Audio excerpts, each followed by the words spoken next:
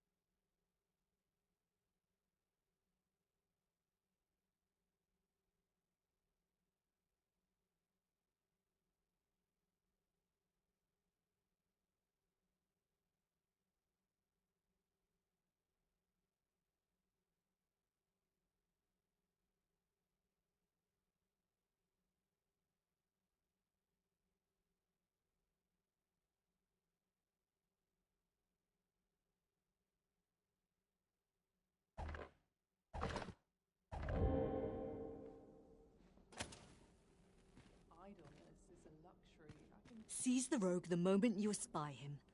I shall pray for your success.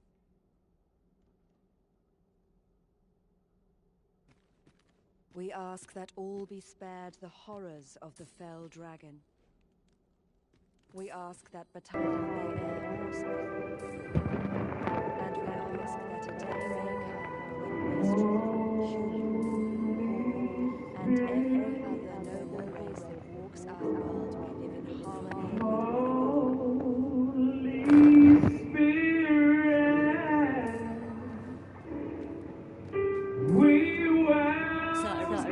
Her Majesty's supplications are nearing their end. Have you located the road? We welcome you into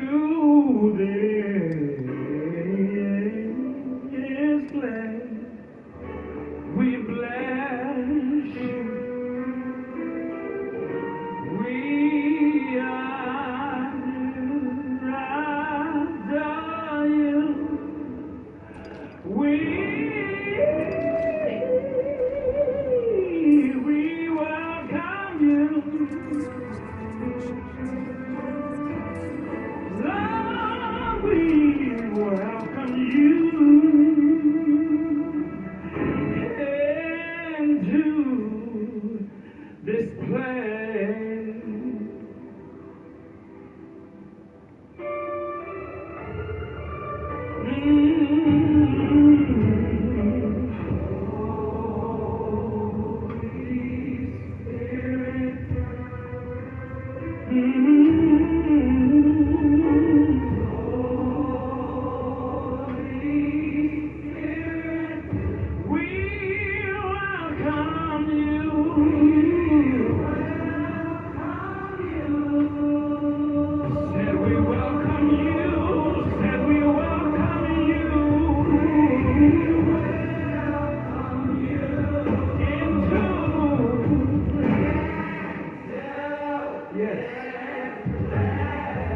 We bless you.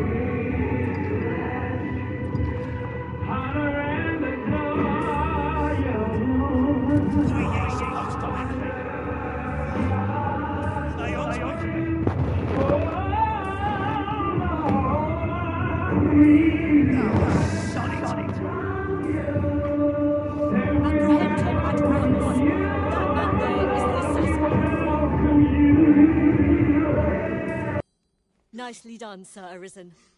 Let us inform Sir Ermhild of what has transpired.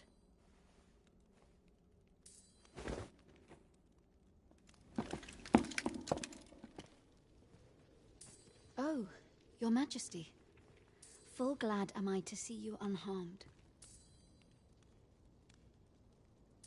The brigand has been captured. The chaos of the past few days ought to be behind us now. We owe this outcome to you, Sir Arisen. You cannot know the depth of my gratitude. Ah, yes, of course. Batal is in your debt, Sir Arisen. The same is true of you, Sir Manella. Your efforts were most admirable, considering your wound. Now that a measure of peace is returned to us, however, you ought to devote yourself to convalescence for a time. You may. The curative hot springs on Volcanic Island are said to be wondrous for healing. Go there to recuperate. Very well, my lady. I shall leave presently, and return when I am fully recovered. Grateful are we for your most valiant efforts, Sir Arisen.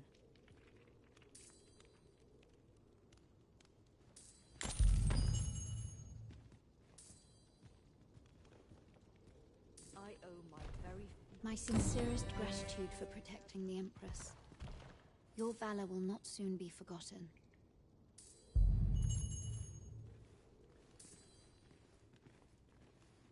Grateful are we for your most valiant efforts, Sir Arisen.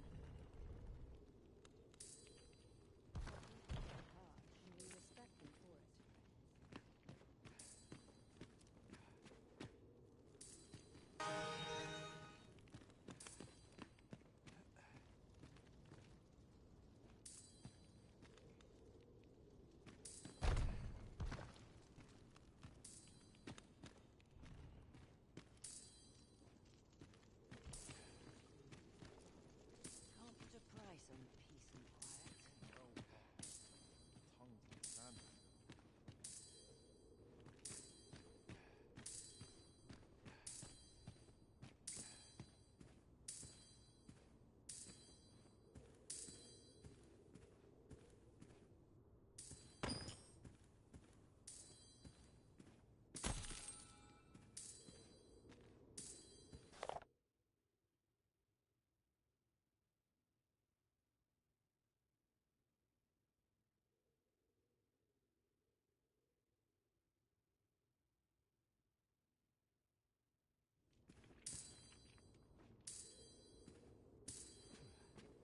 Where does all the time go?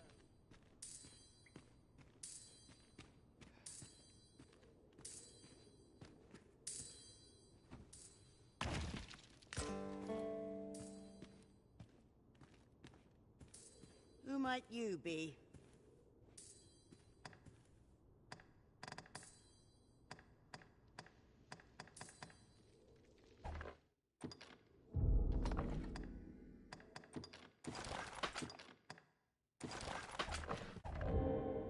You mustn't cause a scene.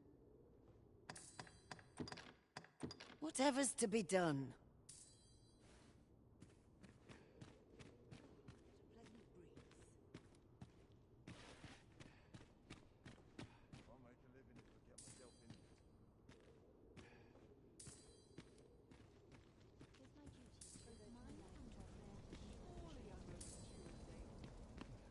I'll teach them a lesson they won't soon forget.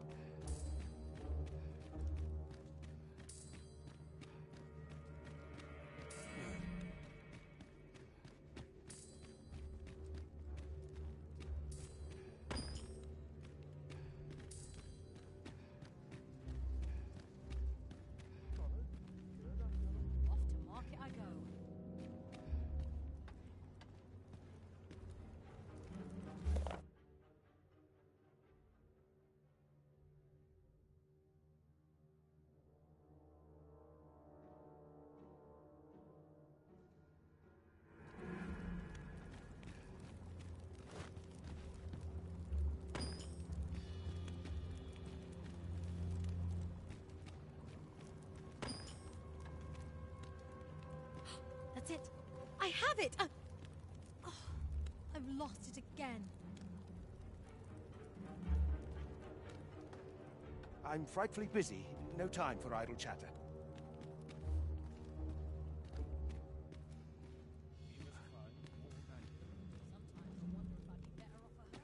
What was the missive that just arrived? Oh, you know. The usual. From Vermont, bound straight for the archives. Not to be opened. Another one? What is the director up to?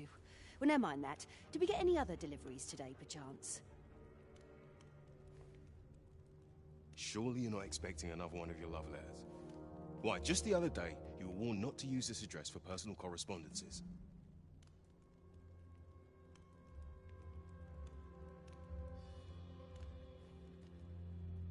You really mustn't be so imprudent. Need I remind you that if word of our activities here was to get out, we could be shut down. Yes, yes, I'm well aware of that, thank you. Now come, enough gossiping. We've work to be getting on with.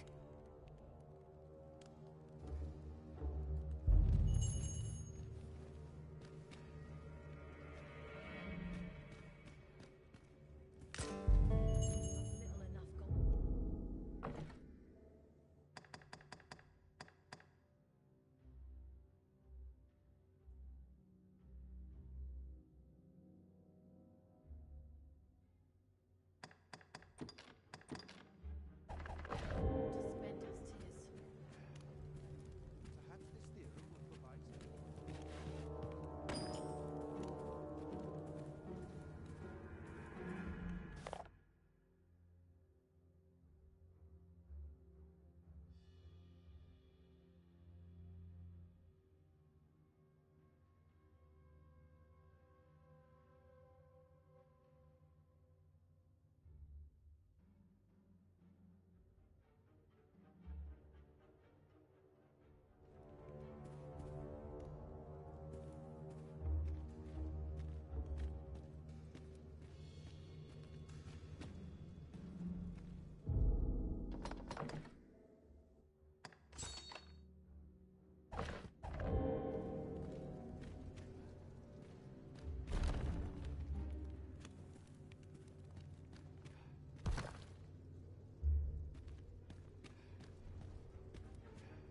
Whatever your business here, Ambrosius is the one you'll want to talk to.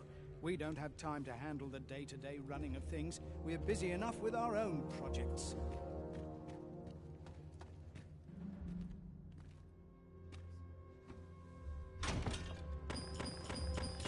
Why is Vermont funding our research? What do they have to gain from it? I don't know. Truth be told, I've ne'er asked.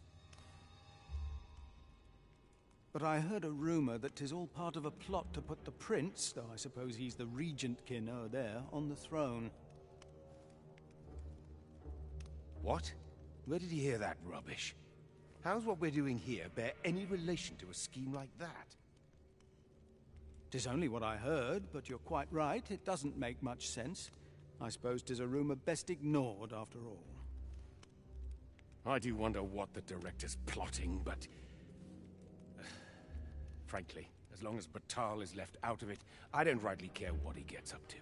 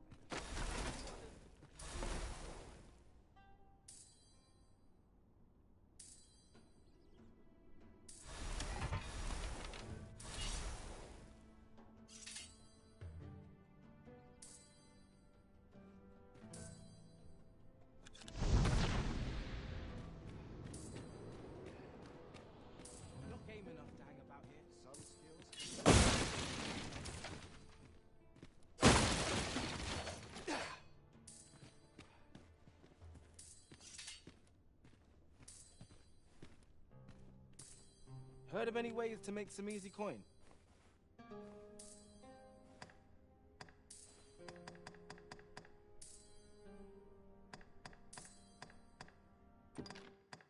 Well now.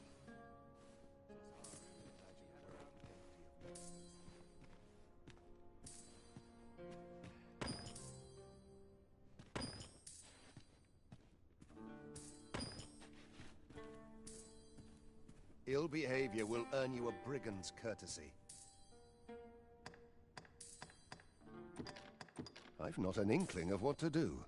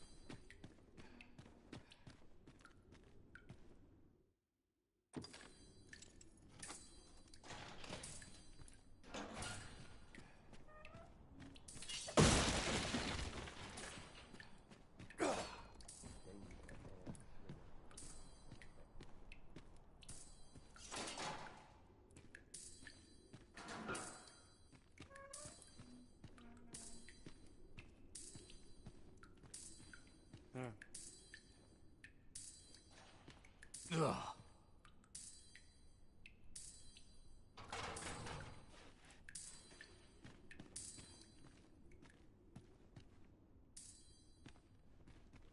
What are ye doing here? Come to laugh at me, have ye? Suppose it must make ye feel a hero, seeing the man ye caught yourself sitting behind bars. But ye ain't fool enough to think the Empress is safe now I'm in here, are ye?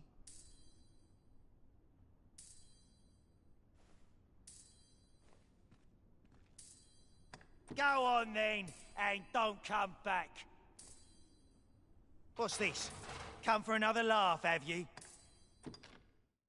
Coin's a fine thing. Even in a place like this, it's got its uses. Reckon ye must be touched in the head, giving coin to a would-be murderer just to hear his story. Still, suppose I'm no longer a part of this, so I'll tell ye a little something, as thanks for your generosity, cuz. I got this job by way of the coral snakes. I only did as I was instructed.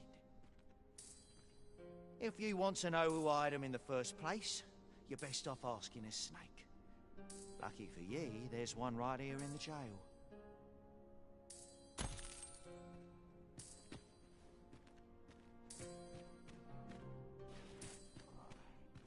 My niece has been acting up of late on this training.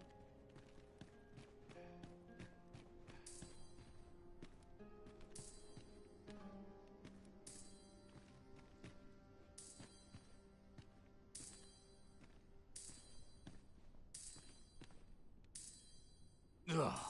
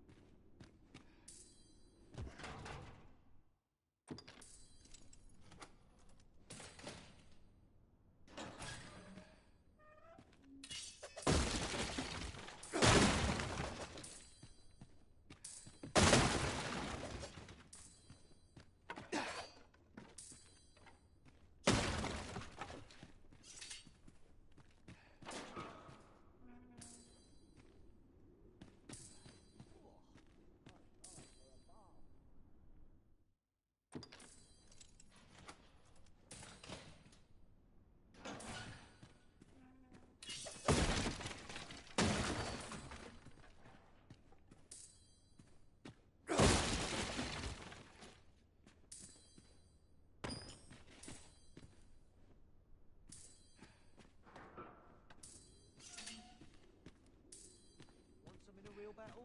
I'll prove my worth. Winches on all sides.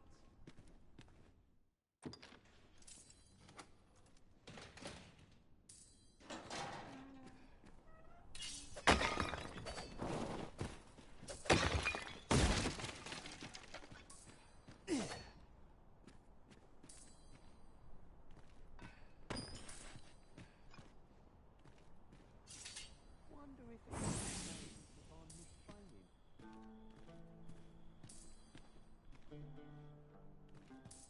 I'd rather not draw steel if I can avoid it.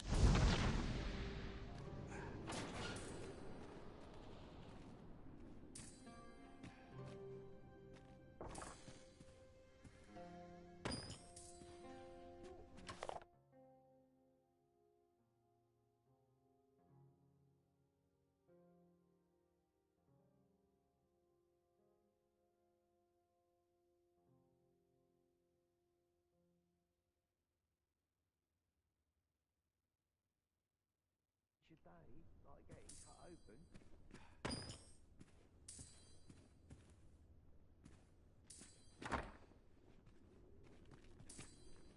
Captain will have my head if I skip another patrol.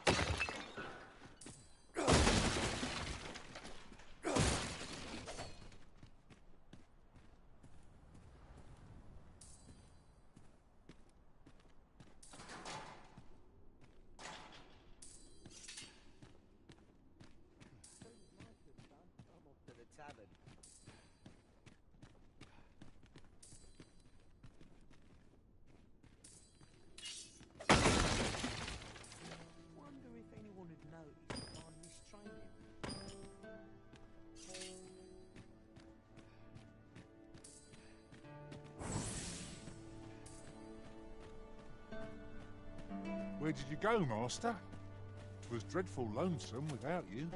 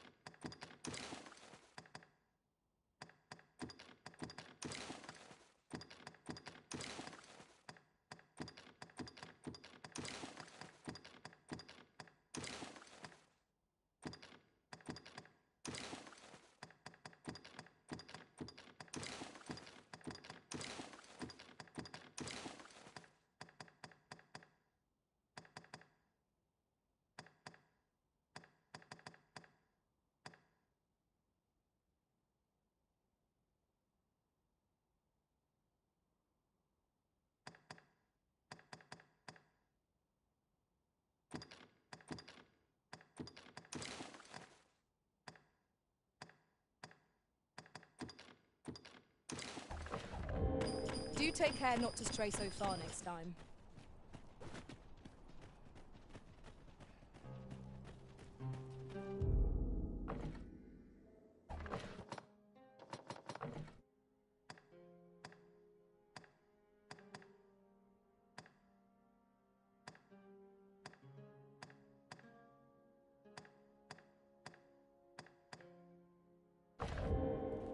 These writings...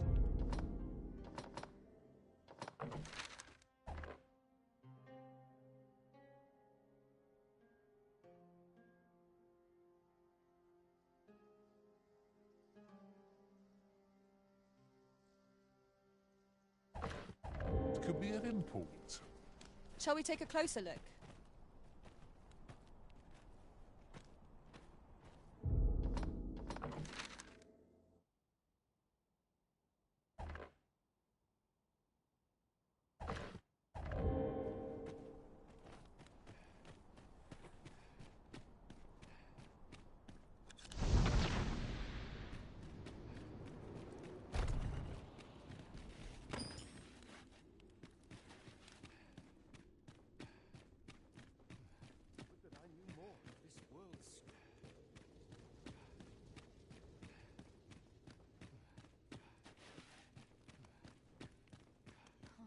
Nice place, this.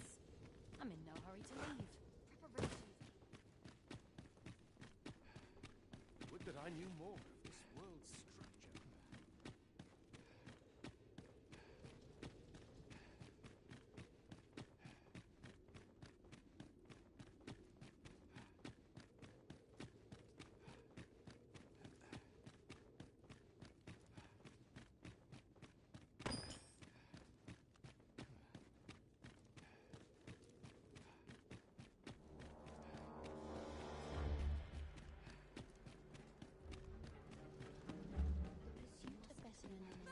I'm not risking my life for a pittance.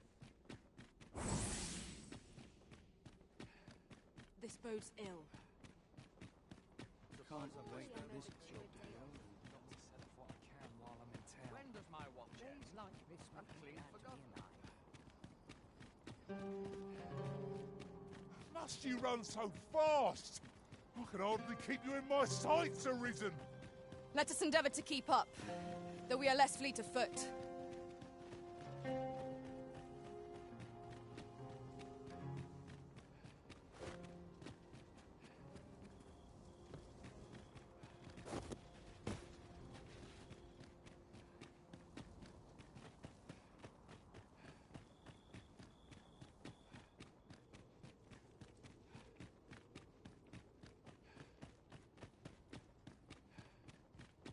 You're a welcome sight, Arisen.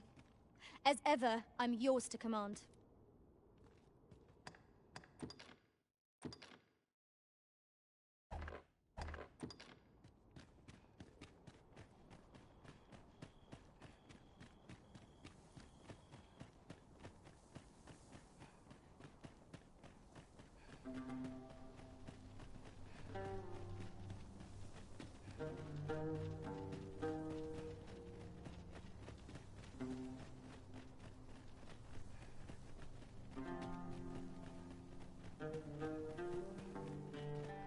Ingredients are plentiful hereabouts.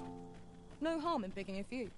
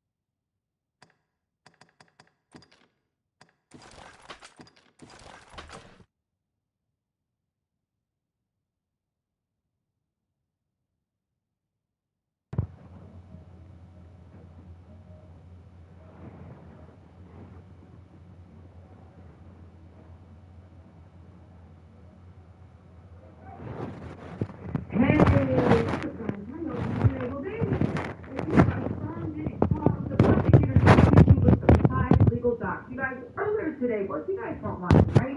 Last week was City's bail. The judge was acting like he was really, really close to giving Diddy bail. The prosecutor was literally saying over our blank bodies, you're not going to do that.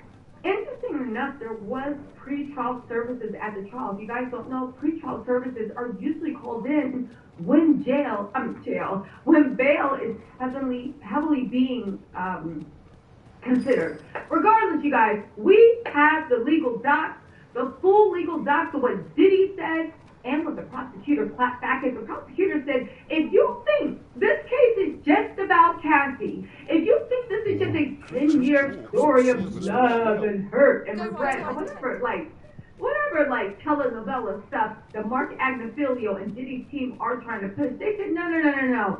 We have receipts. This man was violent. He was a menace, not just to his romantic partners, but also to his staff. Also, he tried to go in, beat one woman's door down with a hammer. Let's also not forget the cat that Diddy kept at the time, that Suna, that ended up winning, actually went on a rat going 10 toes down with Cassie. You guys, we have so many legal docs here. You know we are going to give you the dramatic reading, okay? But I just want to say, okay, because it's been on my mind heavy this weekend about what's going on with Diddy's trial. It's getting weird. The prosecutor did resign. Now, oddly enough, he said the reason he's resigning is because of, the Trump administration's coming. Trump said that he wants his replacement in. Trump's replacement hasn't even gotten approved by Congress. To me, it's very odd that he is resigning. Some people said that he is resigning so he can get retirement. You only been U.S. attorney for 3.5 years. What retirement are you talking about? More importantly, today, people are saying that Diddy's team thinks that the new head of the Southern District of New York will be a lot more lenient toward him, if you know what I say. Diddy still has not given up dreams of getting out.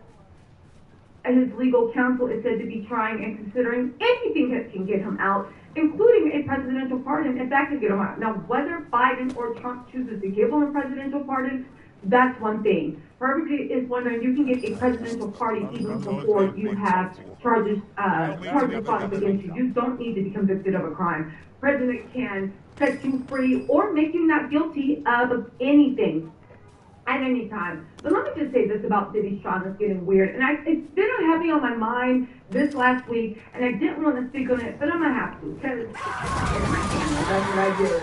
Y'all, Diddy has picked up his PR campaign and I'm not going to call anybody out. I'm not going to call anything out. Because if anybody did any research, you would see what was going on. But I do want to say this.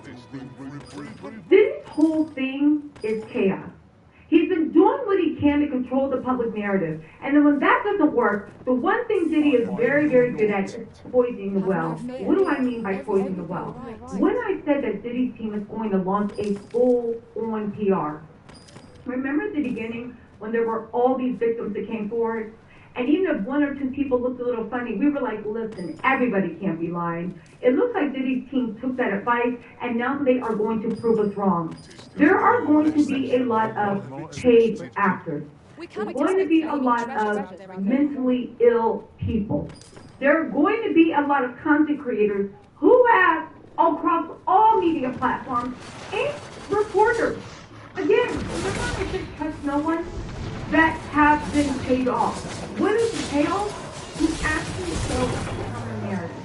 What is that narrative?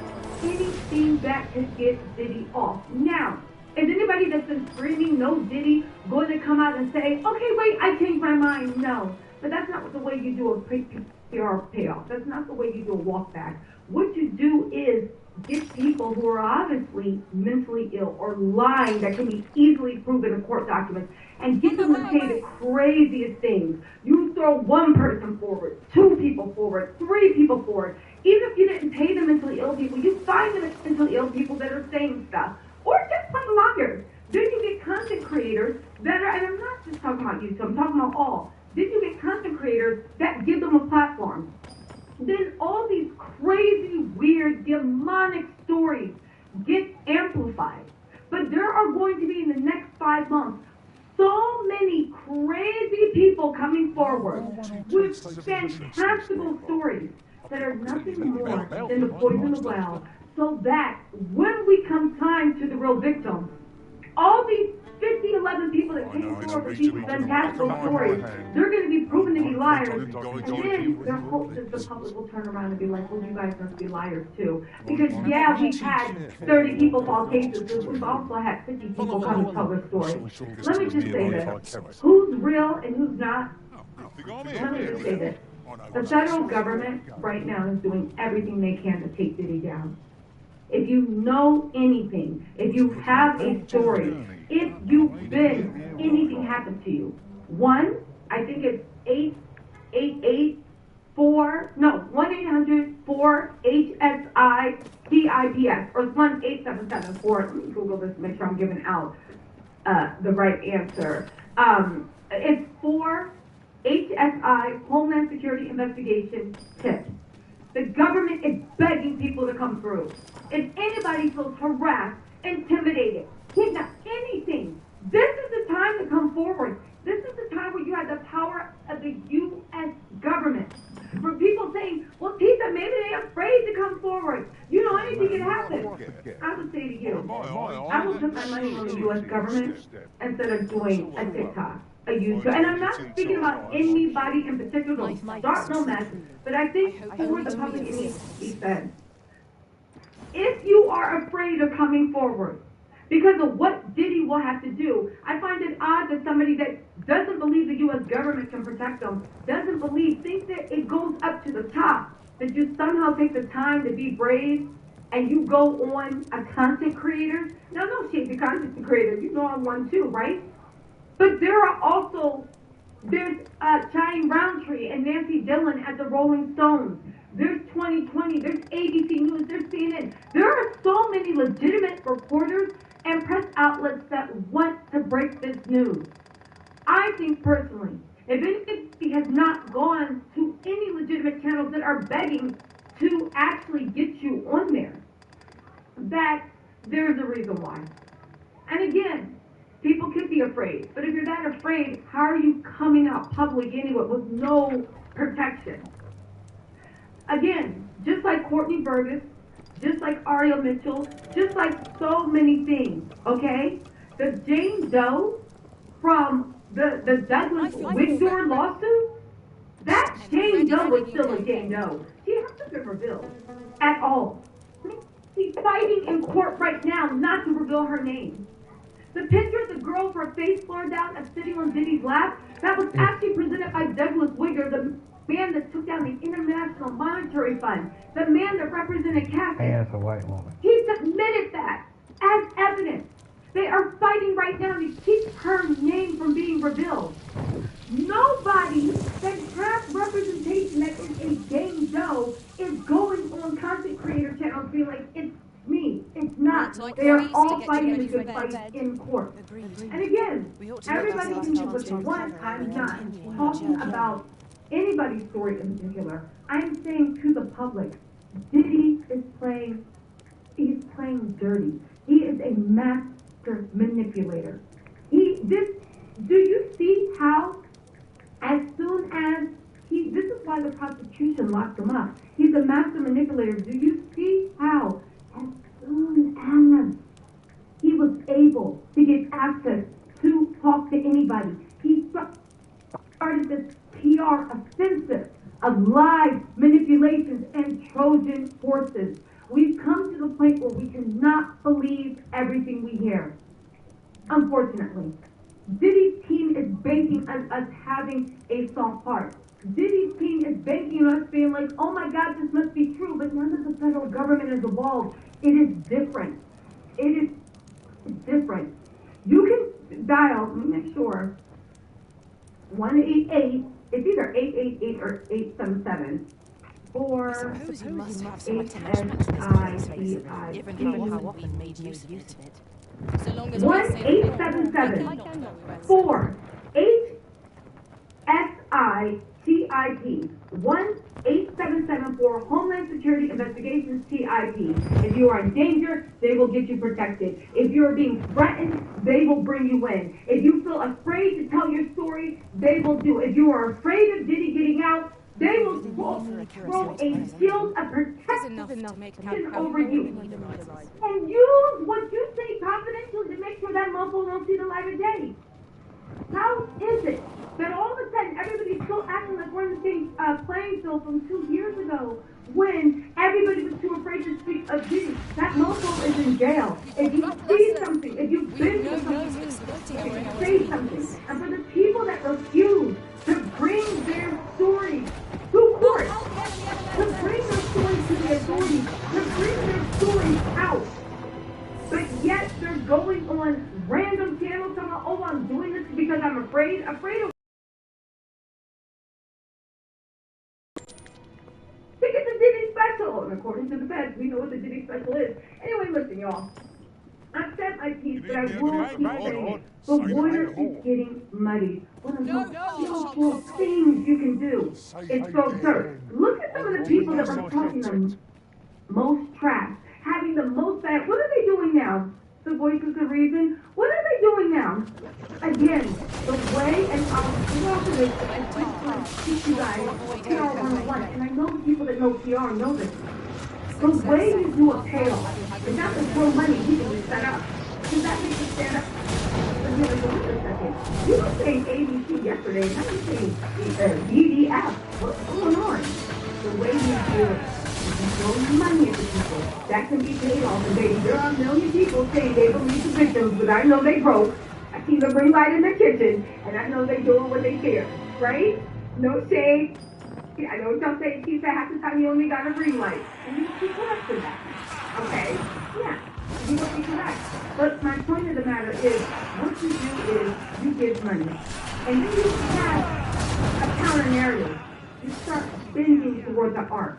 Whenever there are fake victims, mentally ill people being exploited for energy, saying things that can clearly be disputed from debt logs, phone logs, pictures, but more importantly, disguise themselves, right? Saying things that can be easily proven to be lies, right? Saying they're afraid to go to the authorities with their own random YouTube places, random TikTok, random Instagram, random whatever, right? My whole point of the matter is, it's not that I'm saying don't believe them. I'm just saying that no, that the devil's hand is in place. The devil didn't wage the war against heaven and still managed to conquer half the earth playing fair. Truth coming to light is only the biggest part. Then you start the misinformation campaign. There's going to be a lot of...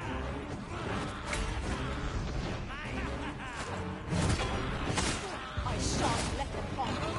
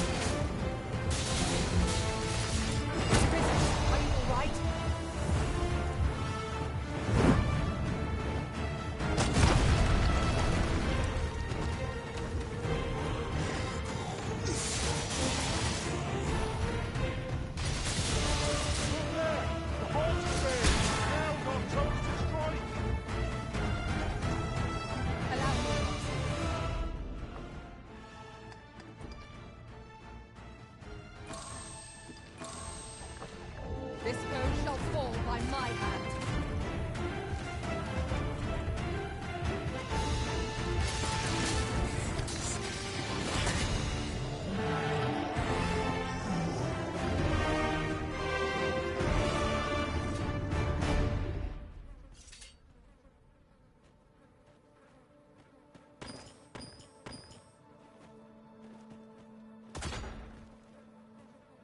Is your pack slowing you down, Master?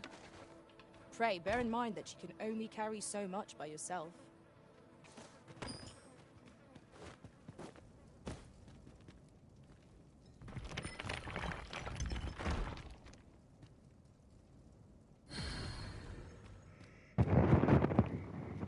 Letting people they know be Trojan horses come on their platforms. There's a lot of people that might be unknowing. There's going to be a lot of mentally ill people that are going to be exploited. Why? Because once we believe that all these people that went viral, after like all these, like the real victims have been posting their stories, and when I say real, I mean like they are willing to go in a court of law, have been posting their stories for the last 8 months. Ask yourself why all these major blogs aren't really covering it.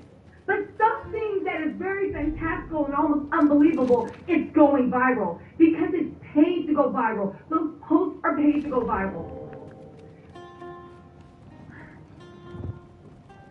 I've said enough. I just want you guys. I'm about to read the document, but I want you guys to stay woke. And I realize that this misinformation campaign is already started. We have no exploiting our the blog while they're shooting the show, and it is promoted because it's paid promotion. The blogs don't care. They just want to see. Mainstream media kind of low key doesn't care. They just want to use. A lot of people don't care. Okay? I can't speak for everybody. I can speak for myself. I care. I genuinely want this to be a turning point for survivors of abuse. Yes. So I want to question one of you. Yes. I didn't say I was in a nun. I didn't say my name was like Mother Teresa. But I do believe that with this Diddy stuff, this isn't just a gossip story. These are people's lives. This is a big person that I believe if he is let back out, there's going to be no harm. For the people that are clouding and muddying the waters, stop it. It's not, this is like, there are real people's lives at play. Let us know your curiosity. People mad at him. But my whole point in saying this is just be ready. Some of them people are really traumatized. The misinformation, it's already started. The devil creates confusion. Diddy is demonic. He knew how to create confusion. His lawyers were even in court, literally being caught in lies. We'll have to get into that because the prosecution, even from the last court case, caught. He has lawyers that are lying in the judge's face. The judge don't care. They lied since the last time court case. The judge doesn't seem to care. He's looking through every little arcane law to set Diddy free because he is highly proved defendant. And in any other case, I'd be like, good for you, because the law does sometimes crush innocent people. And I don't believe Diddy's innocent. And I believe that Diddy is using his power and influence. And his power will buy people off. He's able to buy. Instead of paying somebody $30 million, imagine what you can do on the open market with $30 million. Who would take that? So many people really don't care. They really don't. And that's why things stay the way they are for so long. But you know what? I care. I know you guys care. For now, we have to start questioning things. And also telling the victims that are saying they're too afraid to go. Take please, 1-877-48-SICIT. They are waiting. They are willing. They will float over a of protection. If this is the time to tell the story and put that man down, it's the time. Now's the time. Okay?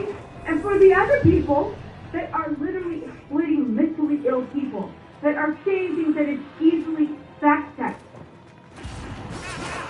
Maybe these mentally ill people don't know what they're doing. They just want the same way when somebody's like, oh my God, I'm sharing Obama's lifestyle. Okay, fine. But for the people giving platforms, you have to wonder why. You have to wonder why. And why now it's being amplified. Why out of all the legitimate, and when I say legitimate, that's not work. Why out of all the lawsuits that have come out, the only voices that are being amplified and laws that will take money to post into them are the ones that are like easily being like, it's not adding up. And again, this isn't about causing drama. This isn't about causing war. That's why I'm not calling anything out by name. However, it's muddying and it's getting weird and it's getting gross. And because of all these plays with people hanging their hands out, Diddy actually might go free. And let's just not forget that this is exactly what he ran for 30 years. And this is why he was allowed to go free. And I'm telling you now, he has a chip on his shoulder. And if allowed to go free now, if allowed to go free, I believe, and this is my opinion, that he will go even harder. If he goes this hard in jail. There is going to be some dark stuff, and we don't want 30 years from now being like, oh my God, who knew? You know?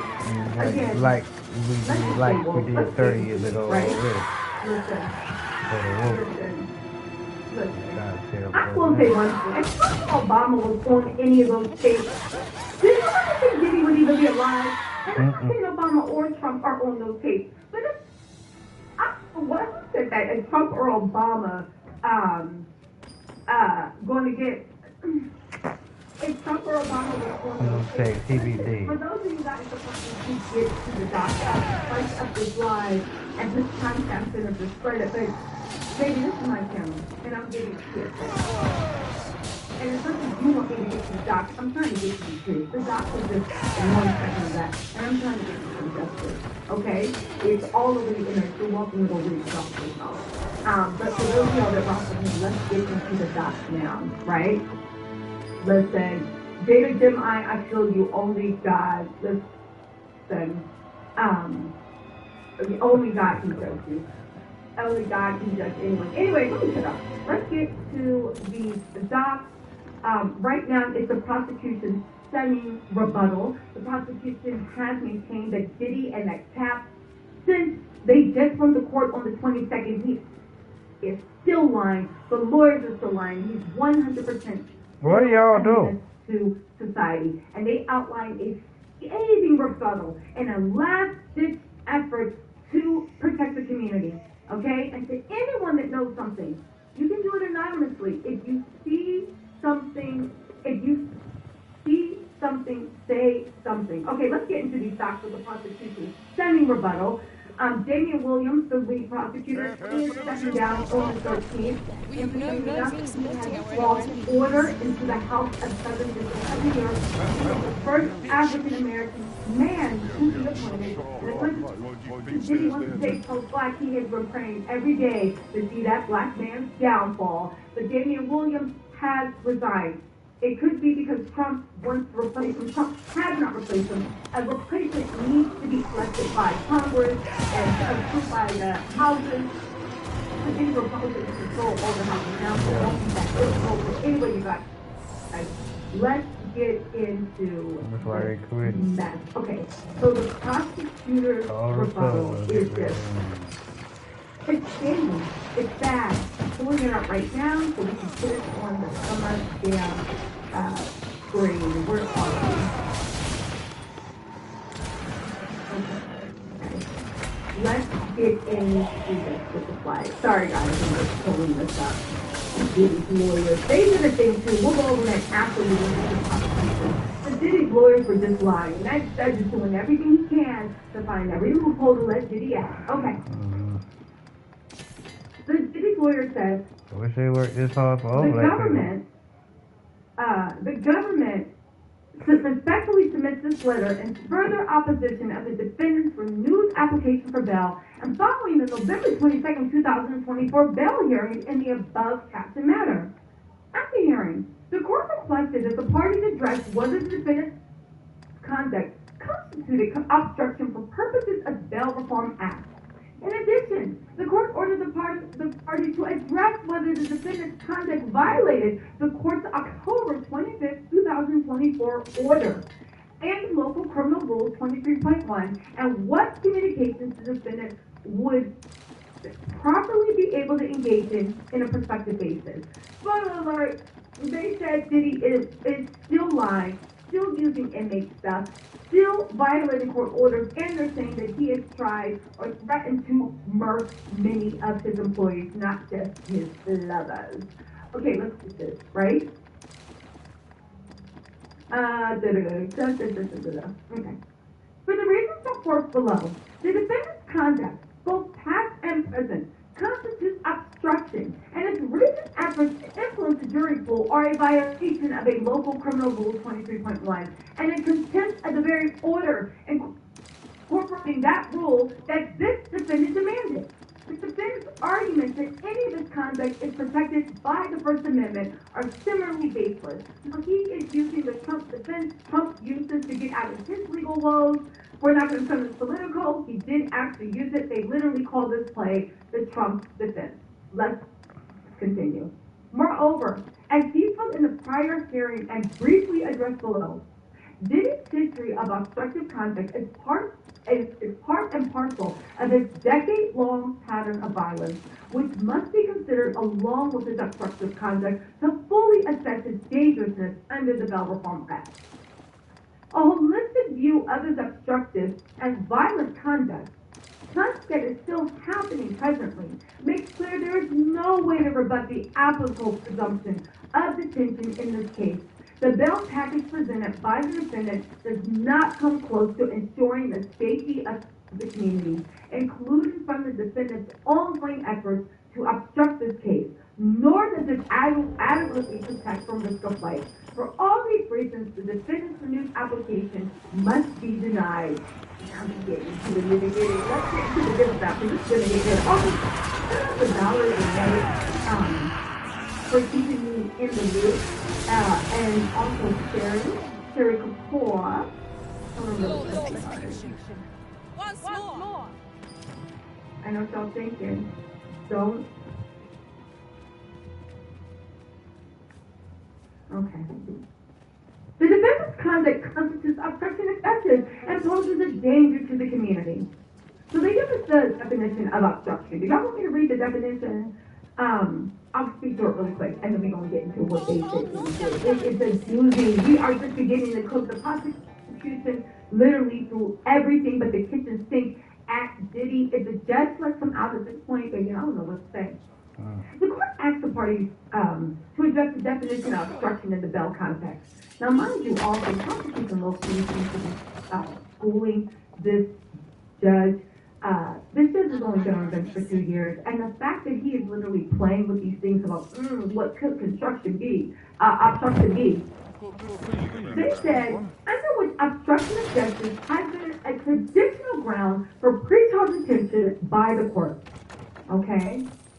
They said, concluding that pretrial defendants' attempts to influence witness testimony present danger to the community that would support detention. They said, while the Bail Reform Act does not define obstruction of justice, district courts have interpreted obstruction in the pretrial detention context broadly to include willful actions that jeopardize the integrity of judicial proceedings. Then they're citing the same case, saying many of Diddy's obstructive acts discussed further herein easily fall within that broad categorization, and so a persistent, brazen effort to improperly interfere with the criminal case.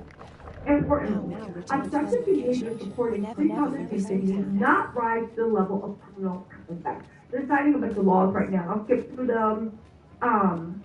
But they found that one defendant's respect to a family member, which resulted in revocation of the defendant's bail, constituted obstruction of justice because the defendant willfully obstructed or impeded the administration of justice. So basically they're saying threats can be obstruction of justice, right? They also cited another case saying applying a preponderance of the evidence standard and finding that the defendant posed the risk of future obstruction when he had violated orders of another court, used burner phones, made public accusations about his criminal prosecution, and provided obstructive messages to followers via video and social media. That was United States v. Kwok. That was a big one in 2023, if you don't remember. Again, they're citing cases that acted like Diddy. Now, this is just the warm-up. It's about to... The injury I sustained in Her Majesty's defense is healing steadily. Yet 'twill be some time before I am ready to leave. Though I am grateful for this opportunity to convalesce, I grow restless, as there is a matter I wish to investigate post-haste. Perhaps you would look into it on my behalf? I wish to know the identity of the villain who orchestrated the attempt on the Empress's life. The rogue you captured has been questioned at length, but last I heard has yet to reveal this information. Methinks you might fare better at breaking his silence. So, the brigand claims to have been employed by the Coral Snakes. Interesting.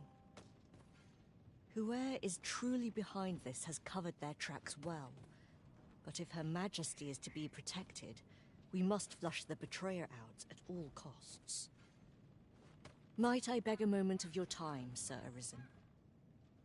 What I'm about to reveal is known only to a select few in all Batal. I trust you will be prudent. During his interrogation, the brigand let slip that another assassin would be sent to kill the Empress. In the name of caution, Her Majesty has taken up residence in a location known only to me. There she will remain till the danger has passed. With Her Majesty safe, and the knowledge of the Coral Snake's involvement under our belt, 'tis time for us to make our move. Yes, Sir Arisen.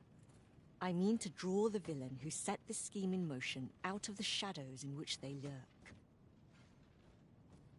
My plan is thus. You will inform the Coral Snakes of the Empress's location. A false one, of course. Tell them that you have her in your custody. And that if they wish to confirm her identity, they must come to the empty abode south along Flamebearer Palace Road. 'Tis my hope that this will lure the mastermind to the fore.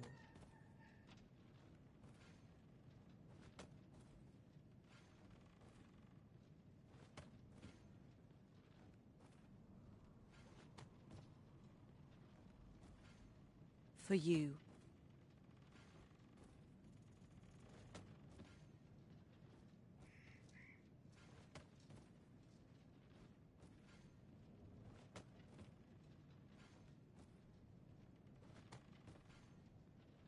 Let us speak with everyone we can think of who might know aught of use. I thought you might like this, so I picked it up. Here you go.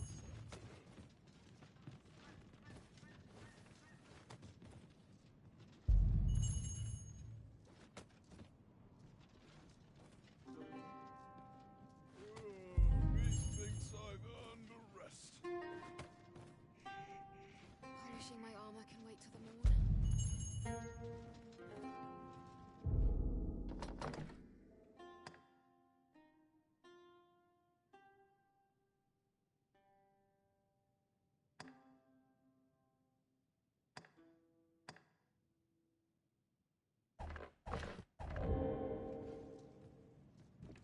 Well met.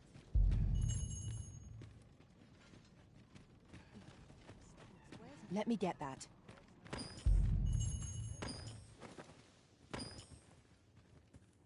You're no soldier, are you? I expect your journey was a long one then. Planning to stay the night? I'd not recommend camping. You'll awake neath a blanket of ash. I can give you a roof over your head at least.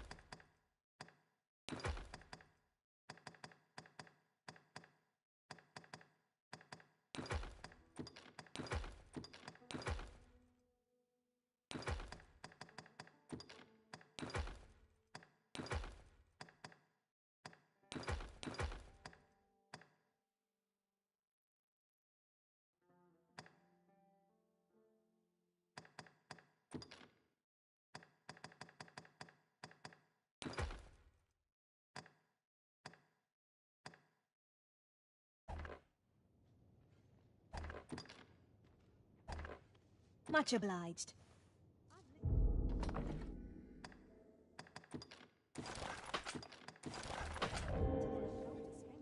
You're no soldier, are you? That's made my day.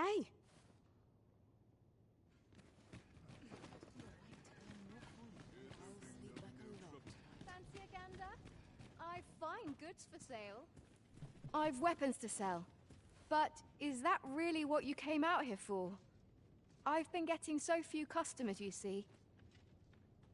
Truth be told, I'm of half a mind to pack up and leave, what with the volcano growing more active of late as well.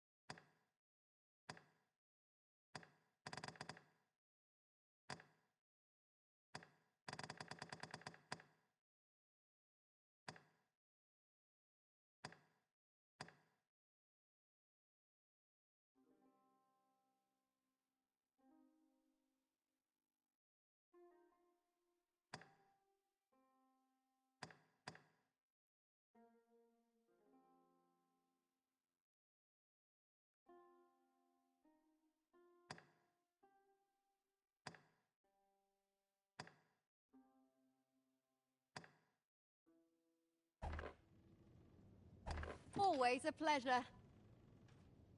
It takes two to make a sale, and this seller had nothing to tempt us with. Our funds are better spent elsewhere. The Arisen is ever prudent in the application of coin.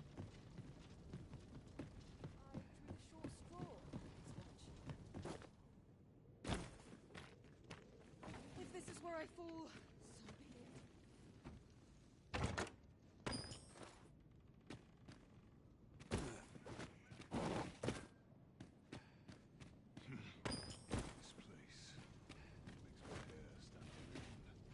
I've never seen aught like this. I'd wager my own master would be astounded to learn of its existence.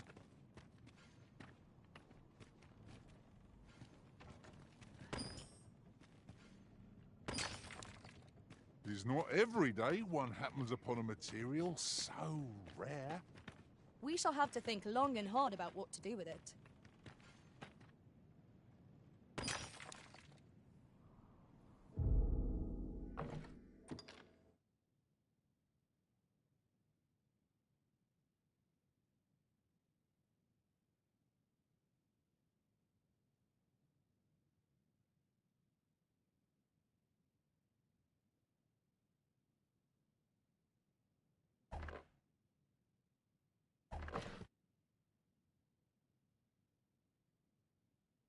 Good, because they're laying the ground.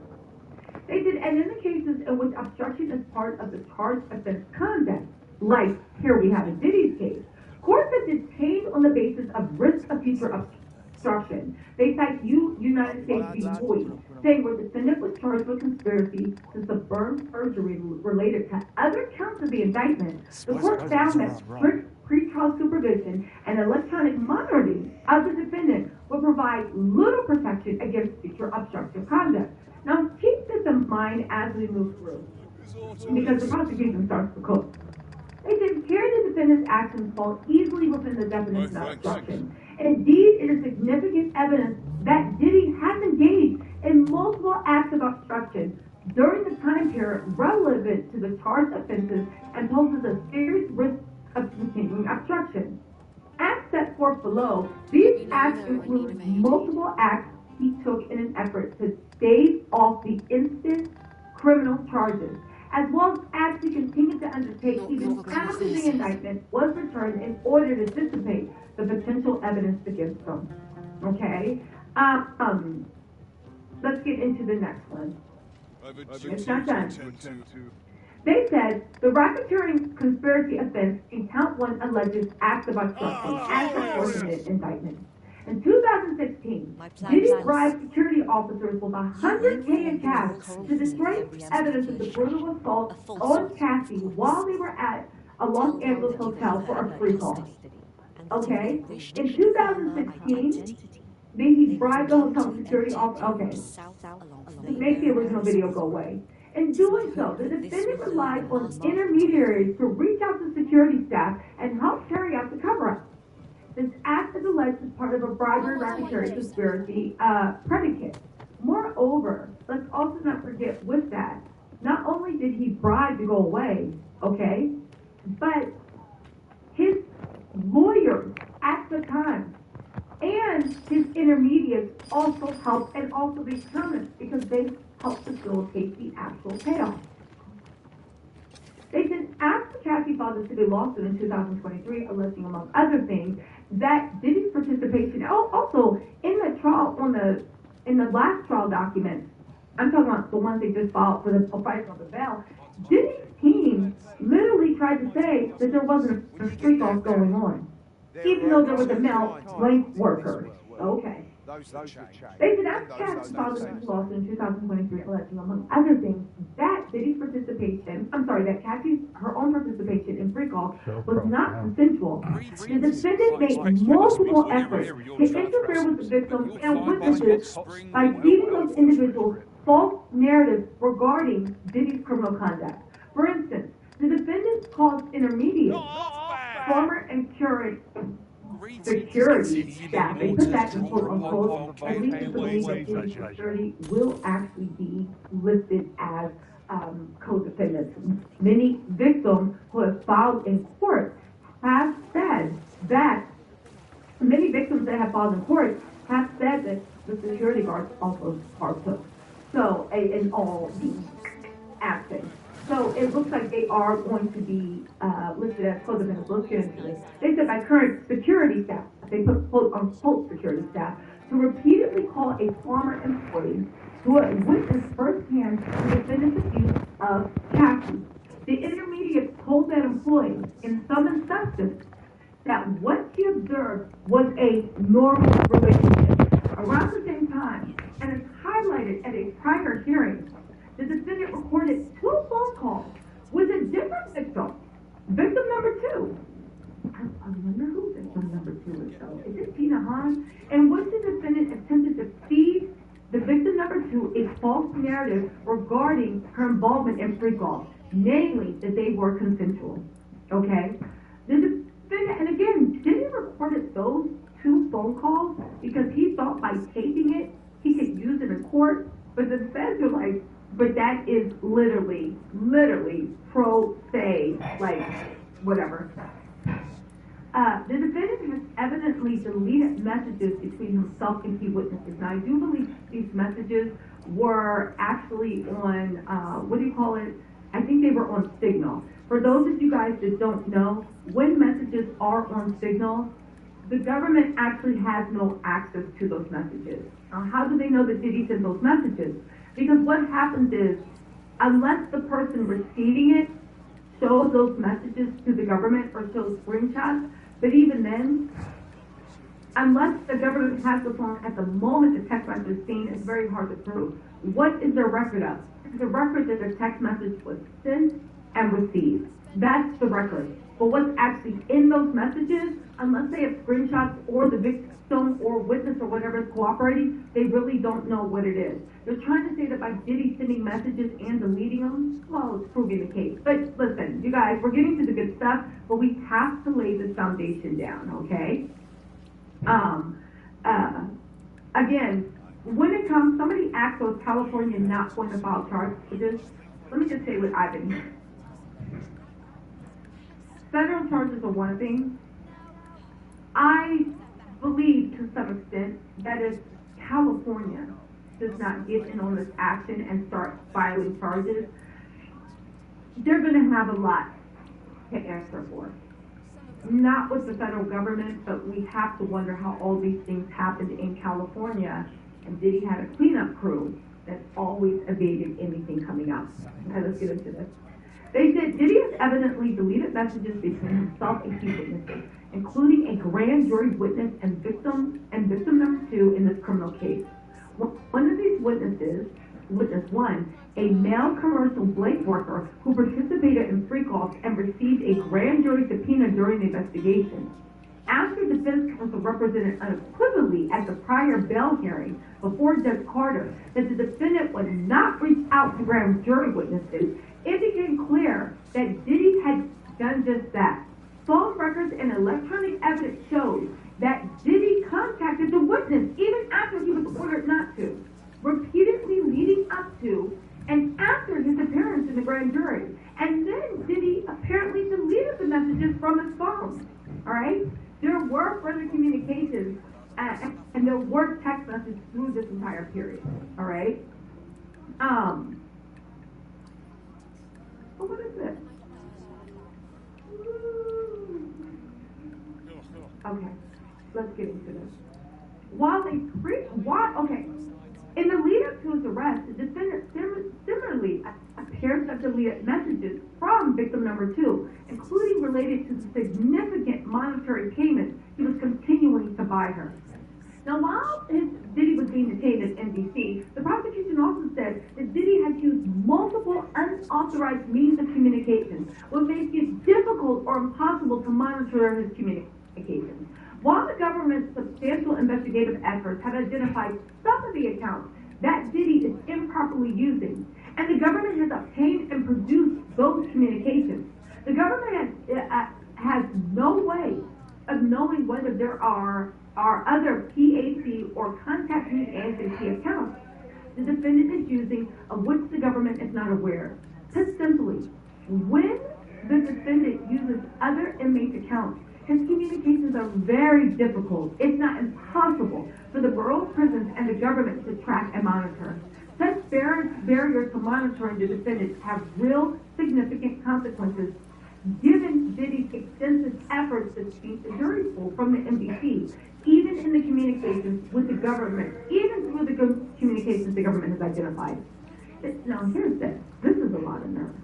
They said even after the defense counsel represented that Diddy had stopped using the Contact Me ASAP. If you guys don't know, it's a program where it's kind of like a gray area. It's kind of like not allowed, but it's allowed, where you can use somebody's email address. And when you use Contact Me ASAP, your email shows up in a text message, and then the text message gets emailed back to you. Diddy has been using fake names, even his son's name, saying, "Oh, I'm emailing my son." Oh no, it's my son. I just noticed. I haven't been back in a lot of water. Diddy was using I'm not worried. Don't worry. Diddy was using fake email addresses for his son, and saying, no, I'm talking to my son. Meanwhile, he was talking to third-party people to track down witnesses without his lawyers even knowing about it, okay? So now they're saying this. The lawyer said, no, don't worry about it in 20 seconds. Your Honor, release him. He's completely stopped using Contact Me, right? But the prosecution has proof of this now. They said even after the defense counsel represented that the defendant had stopped using Contact Me ASAP, Diddy had continued to use the Contact Me ASAP account of at least one other inmate, sending messages to a family member as recently as November 24th. You guys,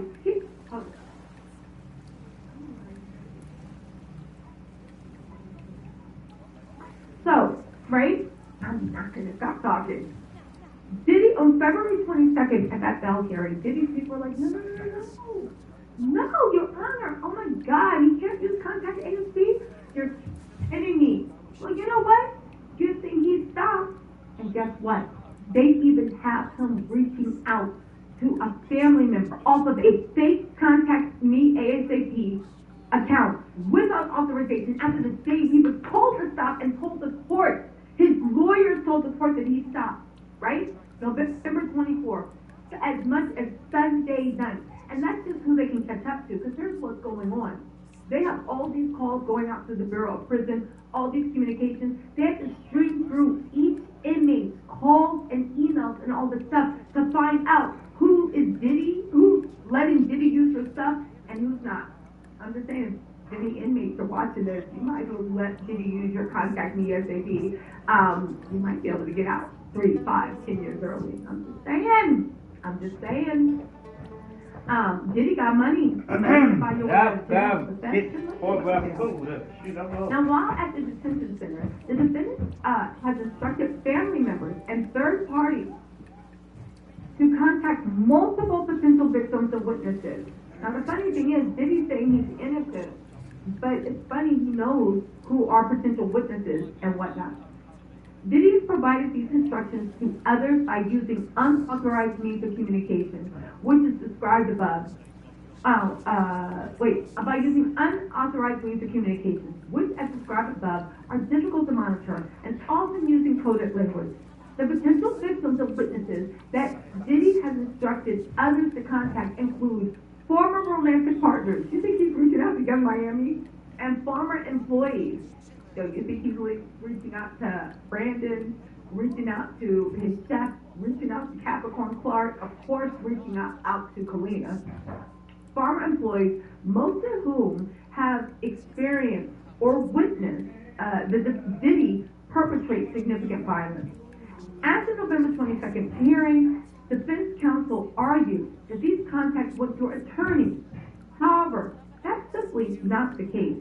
For example, Diddy asked a family member to call victim 2.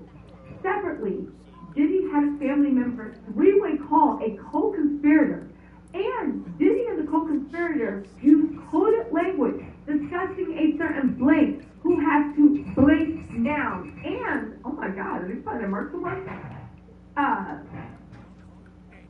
Who has to blank now? Wow. And blank, blank, blank. There is no indication that attorneys were involved in these contacts between victim and witnesses and third parties. Now, also they're saying while Diddy was locked up, the defendant orchestrated a social media campaign around his birthday for the express purpose of influencing the jury in this criminal case. I didn't fall for that mess. As I said, I don't care how cute Baby Love is. You going to jail. Literally, and the fact that there were so many people, but now I look back, was it actually people or were they bots? Were they bots? I hope it was bots, because there were so many people saying, that's their daddy. What else are they supposed to do? You're trying to help your daddy. This monster that they're about to outline that get out on the open street. Anyway, right? Okay, so he orchestrated a social media campaign around his birthday. You guys, we're just getting started. They have so much more. Hold on.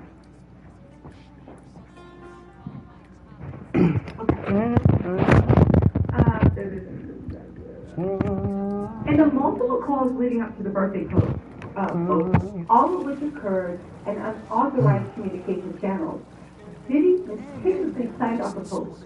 The video depicting 6 of his children singing on Happy Birthday while speaking to Diddy on the phone was initially posted to Diddy's children's pages. But after that, he was not satisfied that it would reach the correct demographic. The defendant told a family member that he'd been tracking the analytics and directed the family members to post the videos at his personal pages because Diddy's social media followers are blank, blank, blank, blank, blank. I feel like he's saying dumb A, mammies, pick-me's, and abusers. Anyway, in another call the same day, Diddy talked about the reach of this social media post and said blank, blank, blank. Now, interesting enough, the fact that he's tracking his analytics lets us know that anything he's posting on his account, Diddy is actually running it. Even when they walk into court, Diddy is planning out all their outfits. Diddy is planning on who walks with who. Diddy, I just want to tell you guys before we get into more, because there's more, right? Diddy is a master craftsman. He built an entertainment legacy industry. Yes, it's built on broken dreams, blood, body. I get that. But he still built a shimmering Camelot, a mirage in the middle of desert of entertainment. The fact that we are somehow acting like Diddy is not going to run that same PR campaign, that same show. Diddy was knocking Kim Porter's head off and Cassie's head off. And we were looking at it like relationship goals. We were looking at how pretty they look, how happy they look. Why can't we get a man like Diddy? Diddy literally had so many outside babies. I have to take all those monster stuff. But yet we still looked at him as like father of the year. Diddy is dangerous at crafting narratives. He is. Really quick before we get back into this. Ahmad Al, thank you for being a member for 7 months. Facing Truth said Diddy looks and behaves just like the devil. He really does, Facing Truth. Facing Truth said, Keisha, we care and love you. We are broke. White ones every time. I agree with you, Facing Truth. Some of y'all got love for me. I got love for y'all. I'm talking about like we care about the victims. And I agree. You guys are very, very broke. And I do agree, right does win every time. The arc of the universe, I truly believe, bends the good. But baby, we're not giving that arc any more leeway than it has to. You said Diddy will pay either on this side or on Judgment Day. He will reap what he has sown. I agree, but I don't know. I want him to pay on this side. I want to pay on this side too. We want to do that both. Anyway. Shoot. That will be done. Come on, Lord. These people had to pay. But I agree with you, Face the Truth. Thank you for those inspirational words. Saeed Jackson says, Keisha, first, have you been contacted by investigators to be an influence? Also, the 3 girls telling Ingrid's stories, are any of them legit? So, no. Are you going to say, I wish the F Diddy was? No, I have not been contacted by investigators to change my story at all, probably because they don't know what my mama said, right? But I haven't been contacted at all. I do know a few influencers that have been contacted and what they actually use. But there's even a videotape. And why do I think they're legit? Because I think it's Amala on YouTube or TikTok. I keep posting it everywhere. She told her story, what happened, and a bunch of other creators told their story. And one person even got the goons on video. And these goons, those are just 2 of them. So it is happening. It is very, very real. I think I'm too far gone. They know not to do that, please. They can play around if they want. But all jokes aside, so I haven't been contacted, in all honesty. I wouldn't expect to be contacted. And honestly, I think if Diddy and them could actually get to where I was, they wouldn't be buying out. They'd be giving me a knuckle sandwich, dragging me to the Hudson to sleep with the fishes, right? The 3 girls telling their stories, are any of them legit? Listen, I'm not getting into that. I've given a platform to whatever I think is either being taken to court, what I believe the investigators are using, and whatnot. You also have to think these people that are telling their stories, have they been in front of the investigators? Are they a part of the trial in any way? Even Courtney Burgess and his la whatever it is called, he's been in front of the investigators too. Now, whether they found any veracity in what he was saying is different, but they have called everybody in that they think that there is an ounce of everything. I do believe that some of these claims can be easily disproven. It is not my ministry to do that. I don't believe we have to knock others down to get ahead, so that is not my goal at all, or to even discredit anyone, because there could be an ounce of truth in it. That's not my ministry. It really isn't. I am saying that as we move forward into this, yes, I appreciate you guys thinking I'm authoritative. Don't even trust me. Look into what everything and everybody does, because we are entering into a disinformation era. And really, y'all been a Bible study, y'all been a Sunday school, y'all know what the double does. All right. Anyway, let's get back into this. But thank you so much for. They said. Okay, so they say district courts have detained pre-trial defendants on obstruction grounds on less. See, Quack, I think, like that guy that defrauded somebody out of billions. They got him. They said the finding the defendant engaged in obstructive conduct warranted detention when a message posted on one of the social media accounts accused prosecutors of bias. Let's not forget that Diddy's people in court accused them of racism. Literally accused the only black African American male to ever head the Southern District of New York as the Attorney General, the whole area. You accuse him of being racist. Okay, but anyway, right? Who cares? Just Diddy logic. You know, there's girl math. That's Diddy math. Anyway, the defendant encouraged followers to harass victims in the case, and the defendant previously used burner phones to conceal communications with co-conspirators. Sounds a lot like Diddy. They locked him up for less. Okay? They also said that the finding the risk of future obstructive behavior identified and articulable when the defendant deleted messages, asked others to delete messages, and began communicating via encrypted messages applications. They said at the now this is important. At the November 22nd, 2024 hearing, Diddy attempted to distinguish his own obstructive conduct from more violent examples of witness tampering. These distinctions are unavailing. Diddy is charged with leading and founding a racketeering enterprise that on numerous occasions committed acts of violence, including rape, trafficking, kidnapping, arson. Some of these acts were done by Diddy, and others were done by his intermediates acting in his direction. Any of the obstruction and tampering by Diddy must be viewed through the lens of what underlying violent conduct is, as well as the lens of the defendant's enormous influence and power. Moreover, the Second Circuit has explicitly noted that both violent and non-violent witness tampering supports detention on the basis of potential obstruction.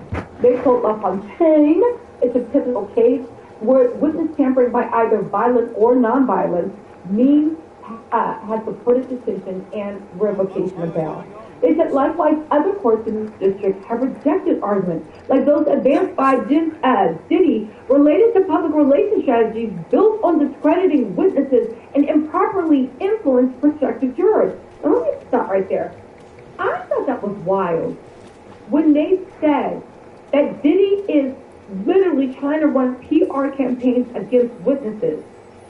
And the judge was like, "You have a right to have a PR campaign? What are you talking about?" Like, oh my God. Anyway, right? Somebody texted me to change the subject.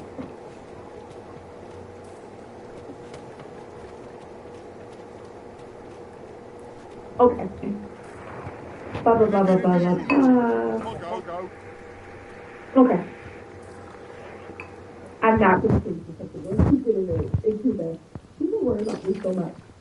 In the context of bail revocation, Judge Kaplan found that a similar pattern of obstruction of conduct was warranted detention in the United States v. Samuel Benjamin Cruz. That's a huge case. He's the crypto guy that was 4x3 defrauded a bunch of people. That case is destructive because, unlike here, the defendant was charged with a non-violent crime, specifically perpetrated a multi-billion-dollar fraud scheme related to his operations to support the company to be found and controlled, and was initially used in a $250 million for Curtis's bond.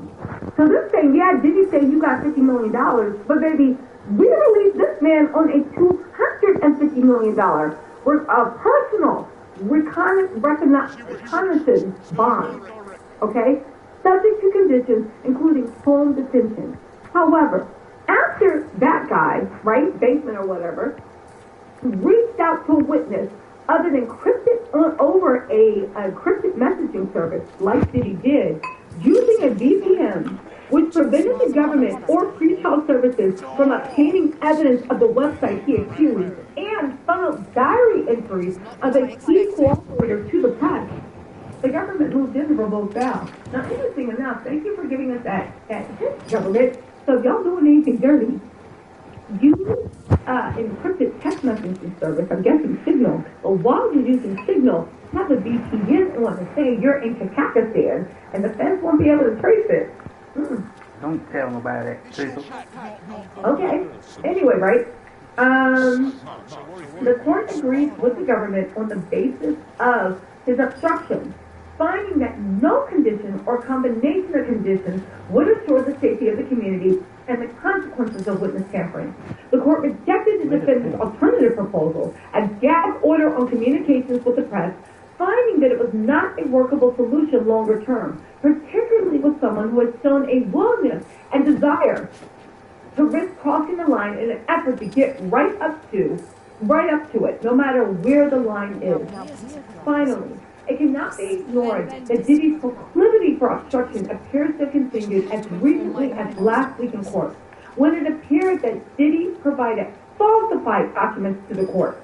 During a hearing, y'all said we were lying. Cataclysm, we've been vindictive. Y'all said we were lying. The feds right now in the Southern District of New York, lead prosecutor in a federal court document has confirmed that Diddy supplied falsified documents to the court. And the fact that the judge is looking at a man that had the balls with all of his high-priced legal to submit falsified documents to the court, he's unhinged. He doesn't have any, like they said of the other thing, his willingness and desire to risk crossing the line in an effort to get right up to it, no matter where the line is. Again, let's get into this again. Finally, it cannot be ignored that the defendant's proclivity for obstruction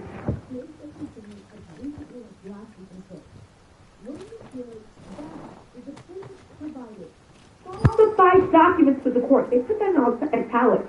Falsified documents, those are lies. He gave. Do you know how insane you have to be at a bail hearing when you are begging for freedom to give falsified documents to the court? That's like walking into the court to a police station and paying for your bail with a fake check. It's wild. The amount of not giving a F, the amount of I'll do it as I please. Diddy is treating the federal government right now the way he treated his freak-off victims. He'll do as he please, how he wants, and we're going to like it. And they allow him. It appears that Diddy provided falsified documents to the court during a hearing convened to address his accusations of government misconduct. At the November 19, 2024 conference, the defense counsel represented the following about the condition of his legal notepads prior to the notepads being photographed during the MDCC. Ghana, at the top of the legal pad, he's handwritten in blue handwriting the word illegal. Okay. That page was in a legal pad, and at the top of the legal pad, it was marked legal. Days later, in response to the court's order dated on November 20th, that's when the judge was like, "Judge, you are fooling me. Where's this evidence?" The defense counsel admitted that the word legal was written on the notepads after the notepads were photographed during the MDCC.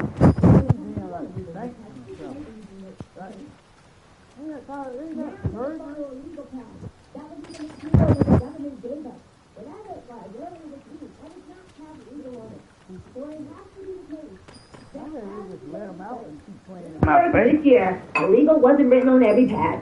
He said that in front of the judge's face. The judge called him a bullshit lie, and the judge still applicable reason let Diddy out. Again, if you know something, say something. The government is willing to provide any protection you need so that truth can be prevailed. 1-877-4-HSI. TIP. You've never been safer or covered protection than coming out now and contacting the government with your story. The government has the resource, the accusation, everything to put Diddy under. Don't believe these creators lying, saying it goes all the way to the top. How are you safer going on a YouTube channel, on Instagram, on TikTok, or Twitter, telling your story? It makes no sense. Anyway, the inference is clear. After the borough prison sweep, the defendant wrote legal on the top of at least one legal pad to support his argument that the materials in the legal pads were privileged. Again, maybe I'll get it from a dead horse. I imagine not escaping London. That after the prison release, he saw a way to use this to his advantage. And even though they saw notes about him doing this and that, and they photographed it, he then wrote legal on it. Because he knew that he could say this was a violation of attorney-client privilege, and the violation of his Fifth Amendment rights, he might be able to get a mistrial, and he might be able to, forget about getting out on bail, get all charges dismissed. And he lied and did it. He knew there was photo evidence. He knew the government knew there was photo evidence. His lawyers knew. And he still twisted this narrative and brought it in front of the judge and tricked the judge and got that evidence improperly thrown out. Improperly thrown out. Because this man doesn't fear anything. He thinks he's unstoppable. And the judge is trying to help him. At least I think. Maybe I could be wrong. I could be wrong. Maybe I'm reading the judge all wrong. We'll see what happens with the bail hearing. Maybe the judge just wanted extra questions so it wouldn't be a mistrial. That is it too, right? Because with Diddy's lawyers, we know what time it is. We know what time the U.S. prosecutors are on. But with Diddy, with the judge, we don't know what time he's on yet. Well, maybe the reason it seemed like he was leaning toward bail is because he wanted to make sure there wasn't a mistrial and he was asking all these questions. But you have pretrial services there, and pretrial services are usually only invited, asked to be at a hearing when bail is being considered. And pretrial services are like, Your Honor, we don't recommend bail. So we see what's happening, right? Okay. The continued obstruction, while he had a pending bail motion, no less, should certainly be viewed in the context of all of Diddy's other acts of obstruction for purposes of bail determination. All right?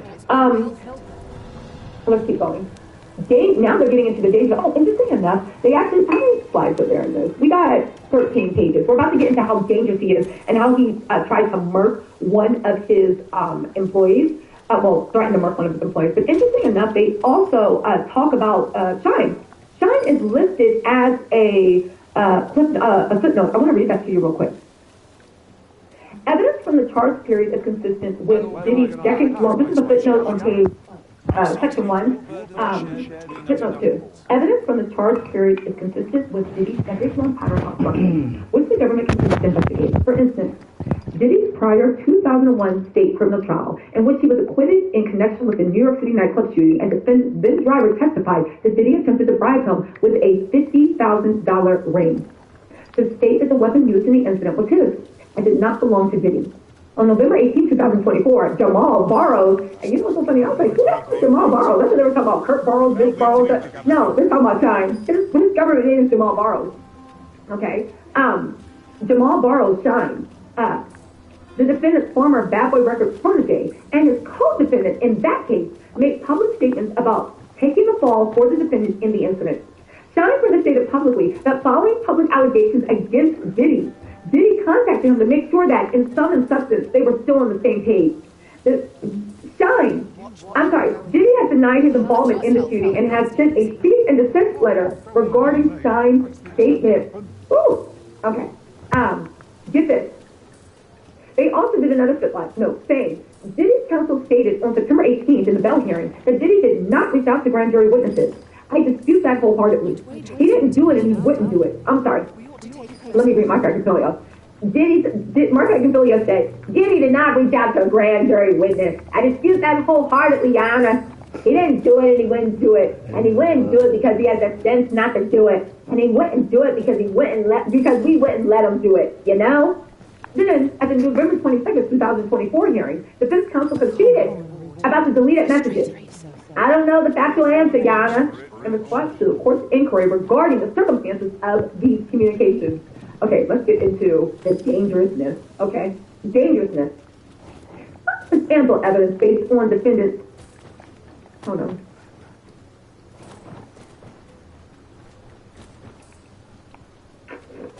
Okay. That's worth taking.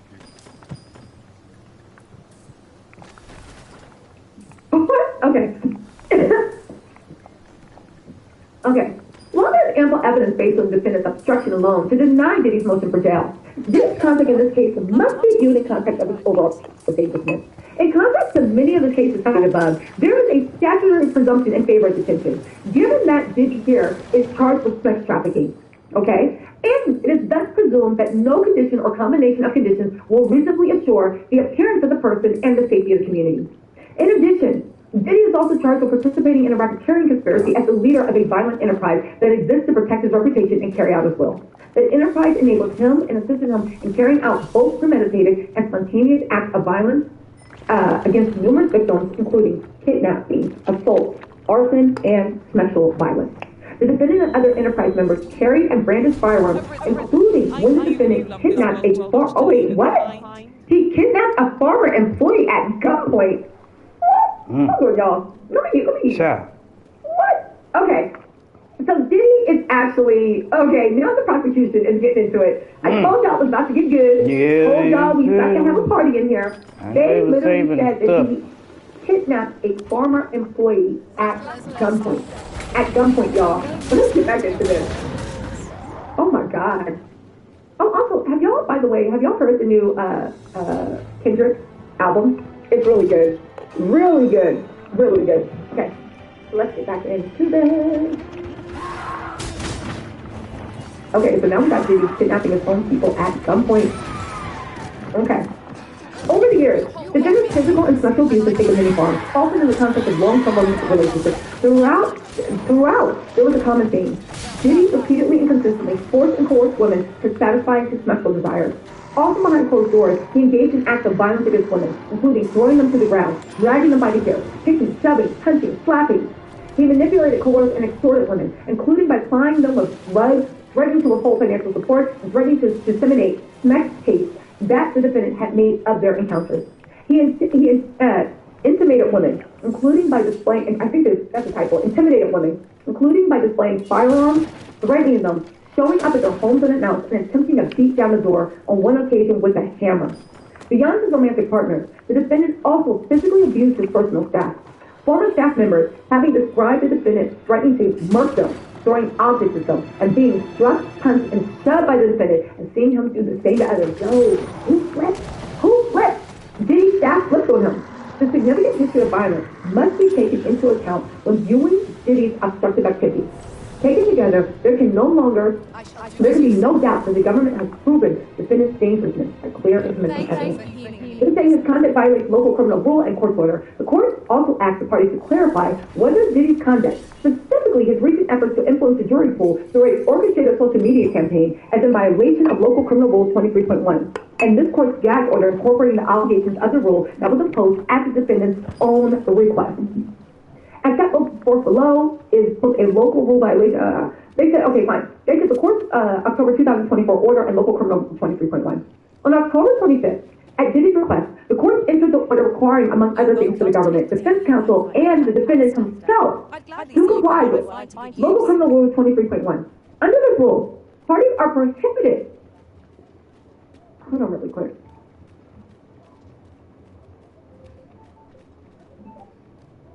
Hey, I'm on live, sir. I'm on live, sir. Call you back.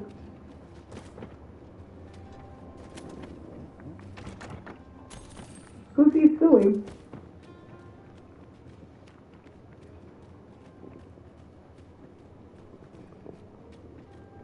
Okay. Alright, I'll get off in 1 second. Okay, bye-bye. Bye-bye. Okay, guys. Let me wrap this up. We gotta get off in here quick. It's a breaking story. Okay, so anyway, right? Apparently Drake is suing you and Diddy for losing a rap battle. I'll talk about that in a second. Oh, but, God, please. They said the release of non-public information. Okay, here we go. How you gonna sue somebody losing a rap battle? Get out of the house. Don't even want to know. Which a reasonable person would expect to be by means of public communication. In connection with pending and imminent criminal litigation with which they are associated. If there's a substantial likelihood that such you embarrassed because of BBL Drizzy, now you want to sue. Oh my God. Get out of here. It lists several examples, presumptively, that involve a substantial likelihood that public dissemination will interfere with a fair trial and otherwise prejudice the new administration of justice. These include any statement. What world's going on? Claim to be so strong but so fragile. Here's what they did. They said the defendant's social media post violates local rule 23.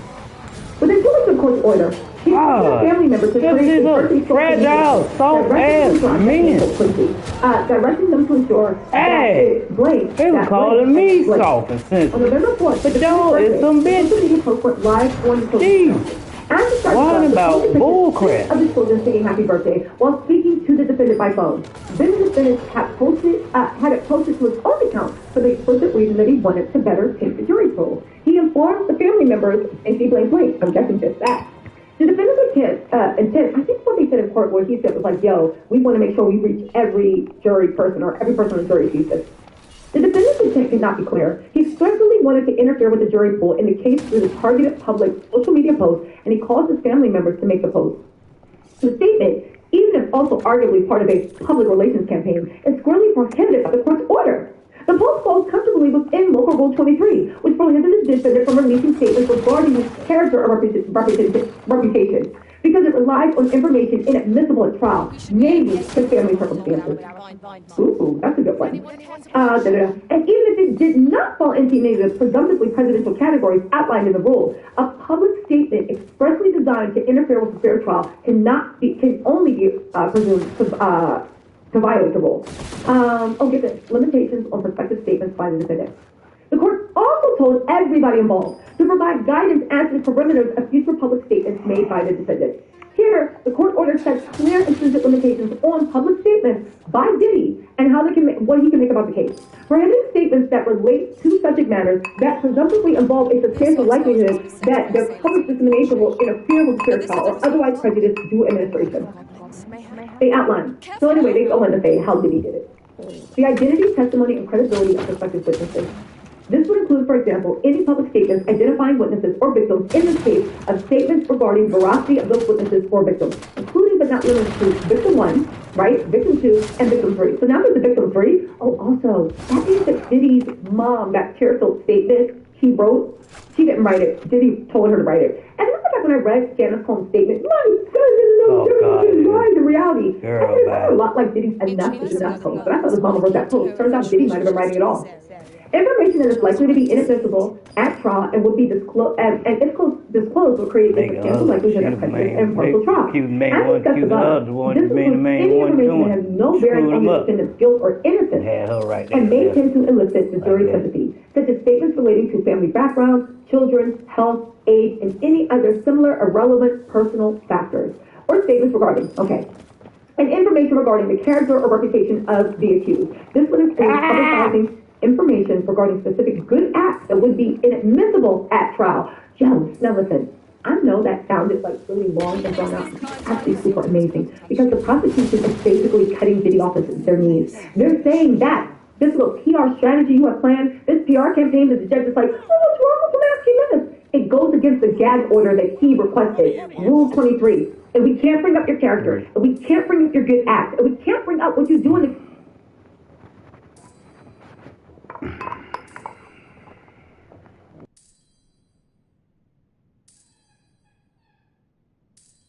I'm in no mood to have my ear talked off, thank you. My back's afire. I can scarce talk for the pain. Leave an old man be. Mind, I wouldn't say no to some wildflowers, if you happen to have any with you. A handful of those, and I could prepare a poultice that'd help me make it home. I'll collect that. You needn't trouble yourself. What is it now? Unless you brought me some wildflowers, I'd prefer to be left alone.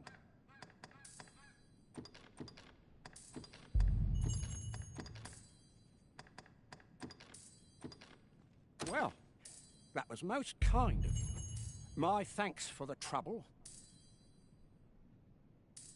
Right, here goes naught. Relief at last.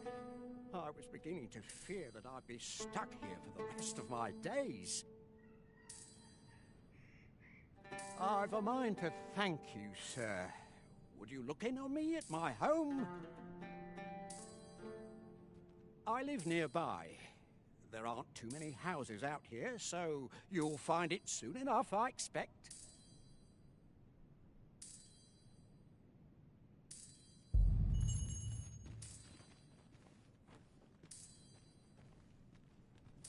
Over here, if you would.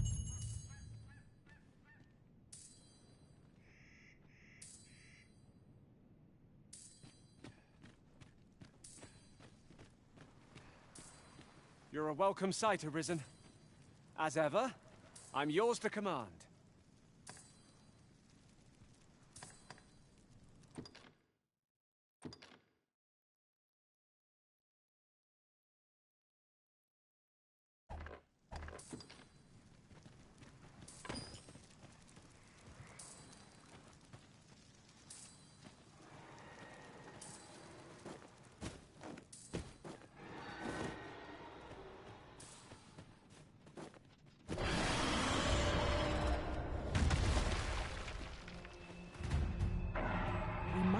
to slip into the forbidden magic research lab through the rear entrance. Follow me. I will guide you to the location. The guide is most welcome. Now we shan't lose our way.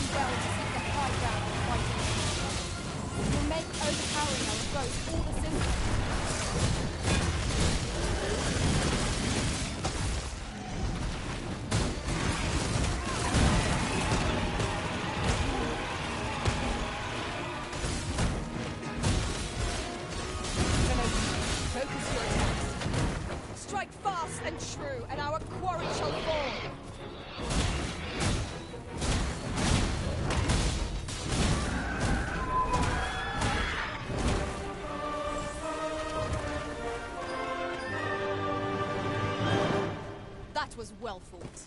There's no one standing who might say otherwise.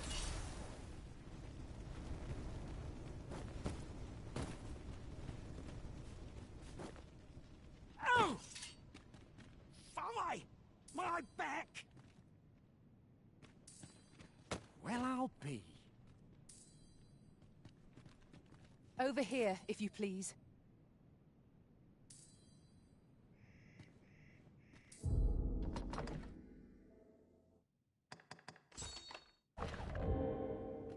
So Gustava spoke of a reward for our efforts. Shall we call upon him at his home? My thanks.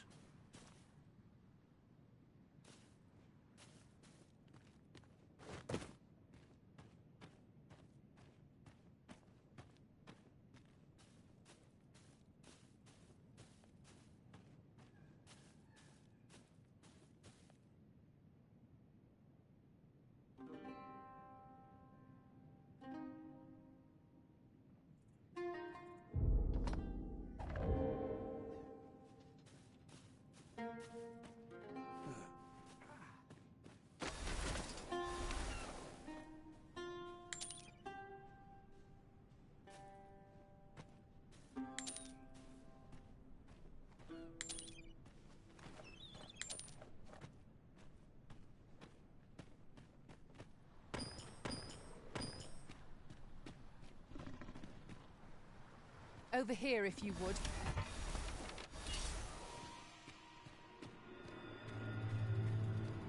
Are you in need of healing, Arisen? Will you fight? To arms! Particulars.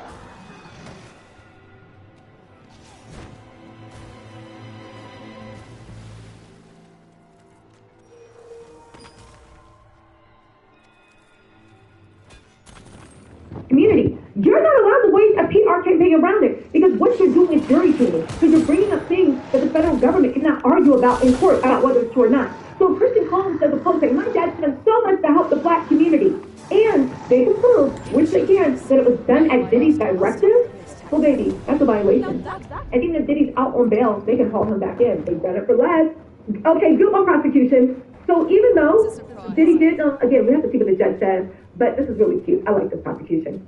They said, nevertheless, Diddy is permitted under Local Rule 23.1 as a court's order to make statements that presumptively do not involve a substantial likelihood that their public dissemination will interfere with secure trial. So they're saying he does have some rules. But he can also work around it as long as he cannot say what a good person he is. He cannot do that.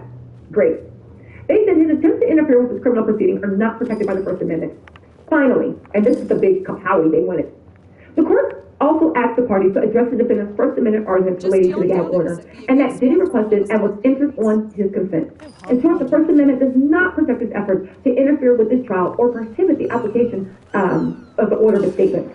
It is well established that criminal defendants do not have unlimited rights to speak. Okay? And this was decided in the Trump trial. In the context of an ongoing criminal case, a party's First Amendment interest may be outweighed by the constitutional right to a fair trial, permitting a court to prescribe prejudicial extrajudicial statements. Okay? Noting that few of any interests under the Constitution are more fundamental than the right to a fair trial. Oh, that's actually really good. They said impartial jurors and the outcome affected by extrajudicial statements would violate that fundamental right. Okay, so this, okay, listen, the prosecution, hold on really quick, y'all. The prosecution actually clocked into work today. They clocked into work. Because Mark Agnifilio and Diddy and Co. Diddy and Co. Whole thing was, mine had the right to exercise the First Amendment. I? Beg pardon, sir, but... Forgive me, dear. I forgot to tell you. I asked this good sir to look in on you. Oh, not this again. How many times have I begged you not to bring strangers into our home? I know, dear, but this one's a kindly sort.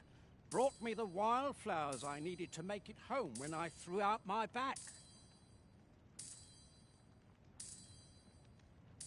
'Tis always one reason or another, isn't it?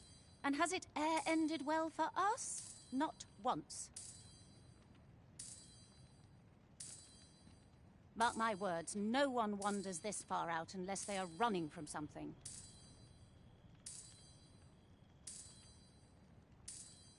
This one's different, I promise you. You've heard tell of the Arisen, have you not? The hero who travels far and wide to track and fell the dragon. Oh? So this stranger claims to be the Arisen? Believe what you will, but expect no hospitality from me. You may tend to our guest yourself. You will have to forgive my wife. She has her reasons for being mistrusting, but you deserved a warmer welcome than that. Now let me fetch your reward. Wait here a moment. Follow me, if you would.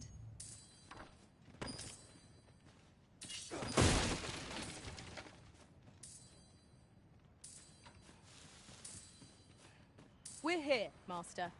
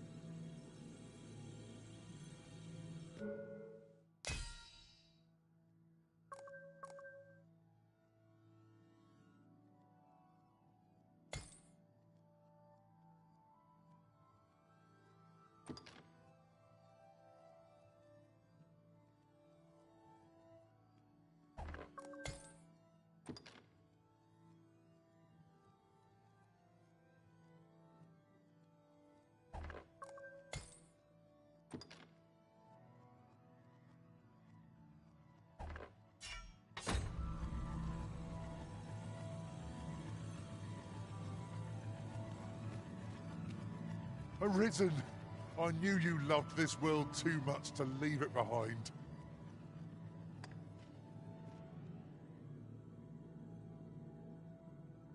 I hope I can count on you in a scrape.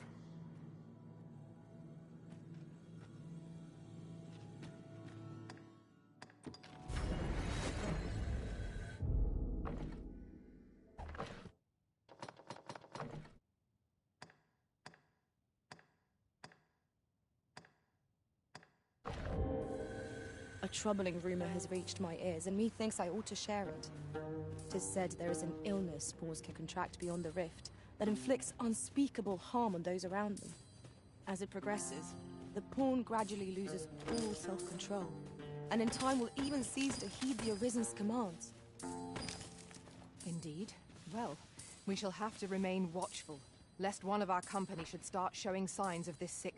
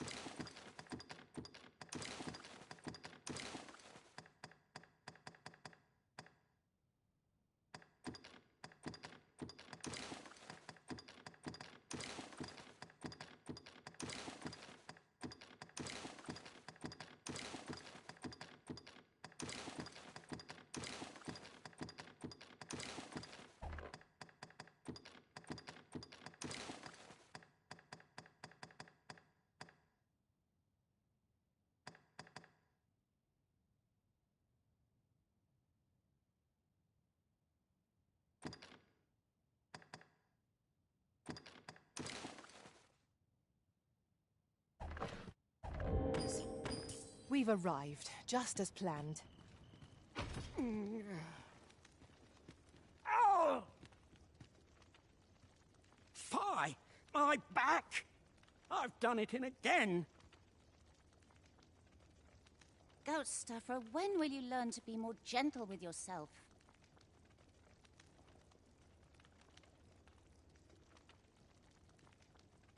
Oh, hold your tongue! All the gentleness in the world won't stop the hurt from coming on when 'twill.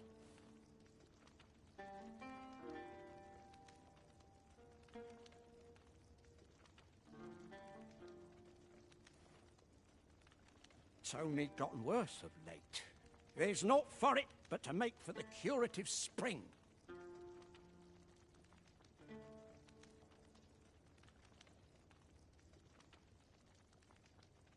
In your state, you'll ne'er reach it. And that's to say nothing of the monsters that haunt the roads out there. They'll be on you in a moment if they see you limping along on your own. Oh, would that I could take you to the spring myself, but alas, Don't even think on it, my dear.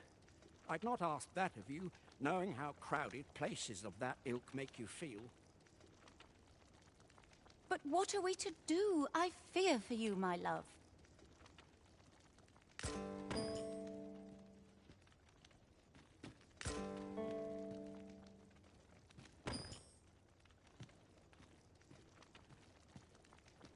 I've just had a thought. 'Tis a curious thing that former arisen yet walk this world. Do their strange powers stem from the time when they were arisen still? I wonder if they were possessed of steadfast wills of their own. Fear not. You'll have your reward. I just need to sit still a moment. You'd be willing to accompany me all that way? You see, my dear, what did I tell you? The Arisen's a goodly sort. I've an eye for people. Oh, don't be a fool, Gaustuffer. You have barely spoken to this person. What if you were being deceived? Did you think of that? Come. Surely there are far more clever lies to tell if one's intent is to swindle. I'm not sure I can afford to refuse aid so freely given, my dear. So be it then. 'Tis plain your mind's made up. We'd best be along. Pray see my husband safely to the encampment. I shall await your return.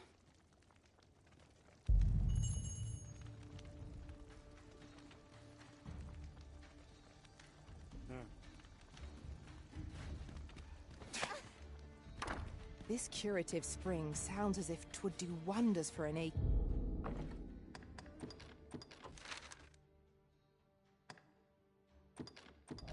Back. Let us see the good dwarf there.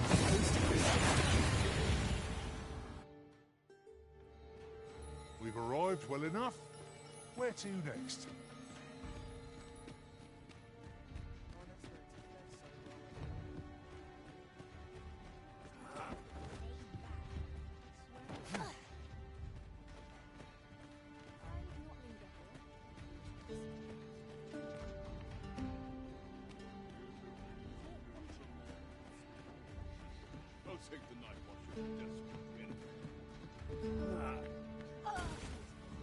If your pack grows over full, simply ask me to sell off your surplus items.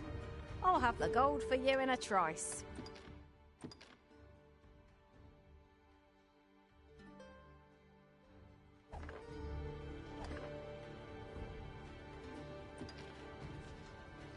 You're a welcome sight, Arisen. As ever, I'm your...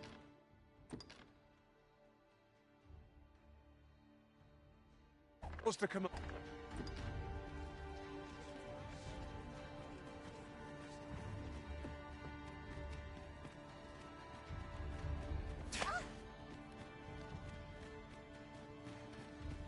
don't need this right now.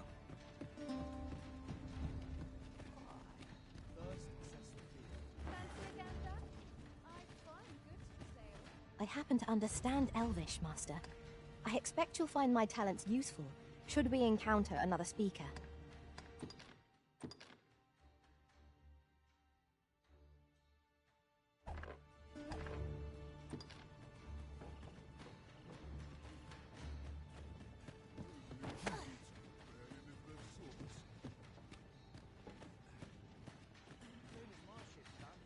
First, assess the field, then act accordingly.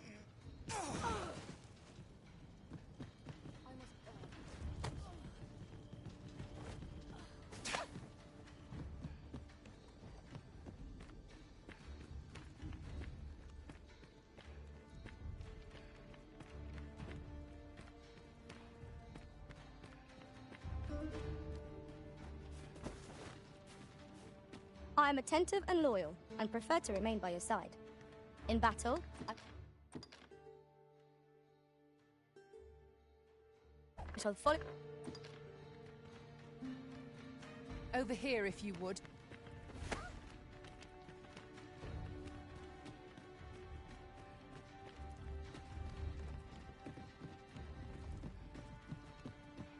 We're here, and none the worse for wear. At last, I've ne'er seen a more welcome sight.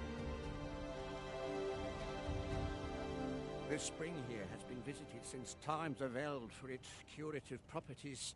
I only hope 'twill be able to ease the ache in my back.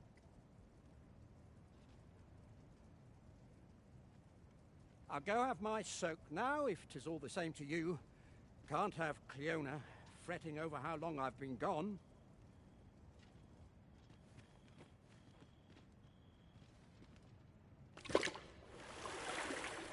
Ooh, it twinges a bit. 'Twould seem I owe you a debt of gratitude and an apology. True to your word, you have seen my husband safely to the spring.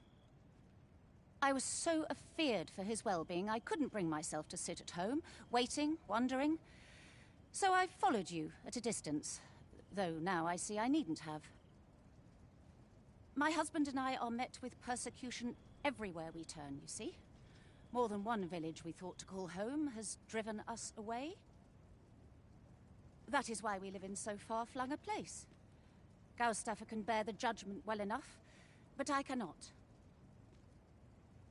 You, at least, have proven deserving of our trust.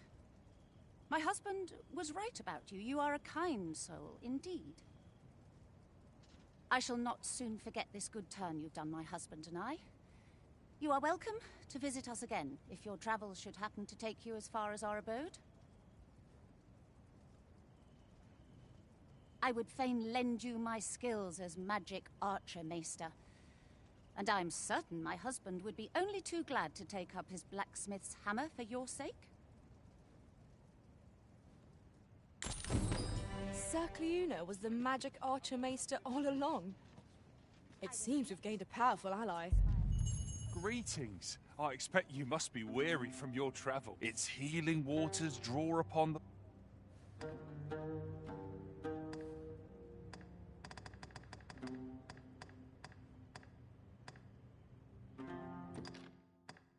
Just what I was waiting for!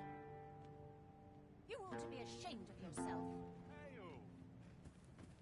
Come, I'll lead the way. Do let me know if you have need of my skills. What am I to make of this?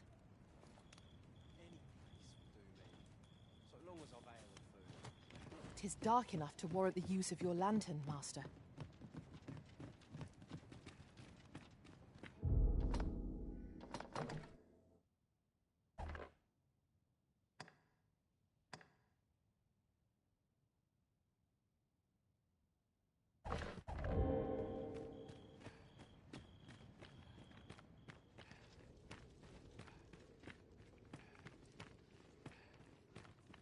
I'm well parched.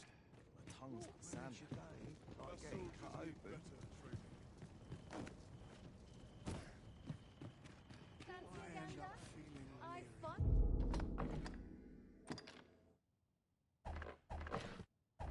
Goods for sale.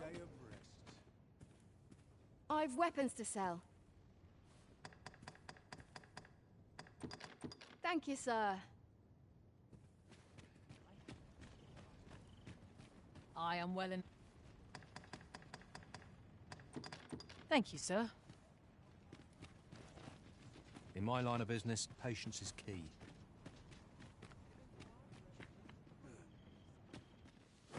soldier.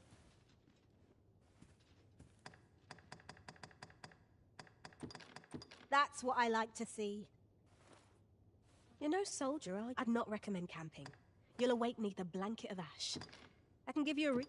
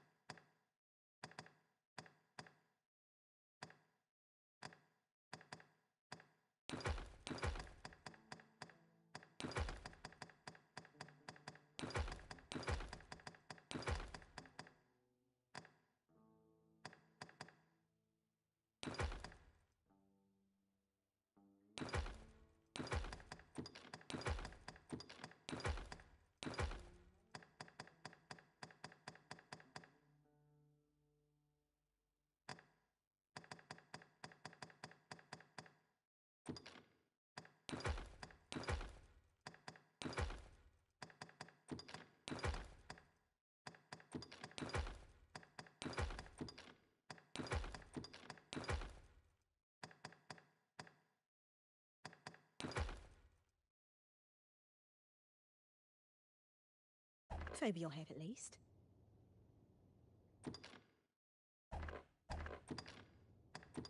Shall we get some rest then?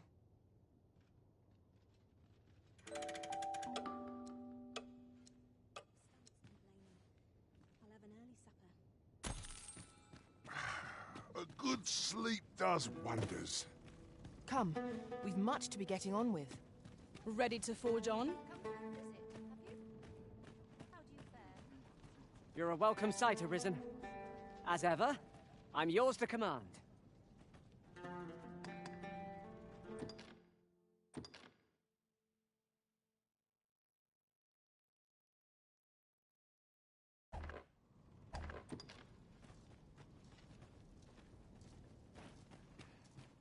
Mustn't let the captain see my knees now.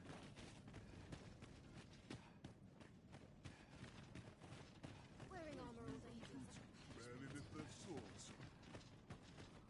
Not huge today, like getting cut open.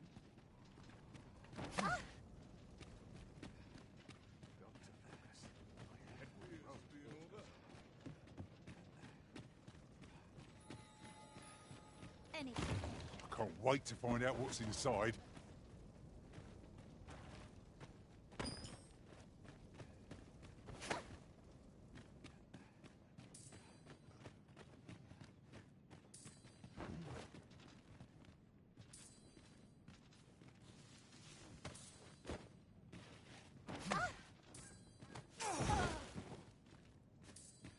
You ought to be ashamed of yourself. It's about time we pressed on, wouldn't you say, Master?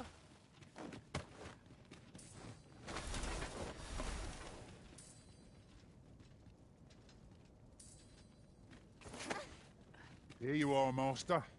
I hope you like it. I found it myself. Arisen. I should have expected you may yet linger here. I'll gather these now. It would be a shame to forget their location when we need them most.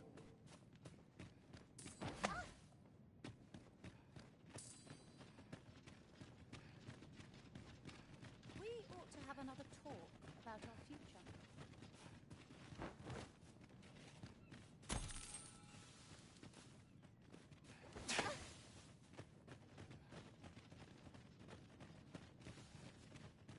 Uh-huh. There's something written here. Let's have a look then.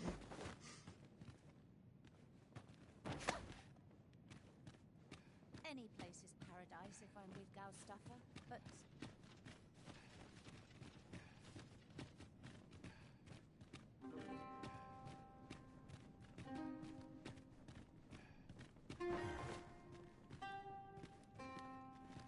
I?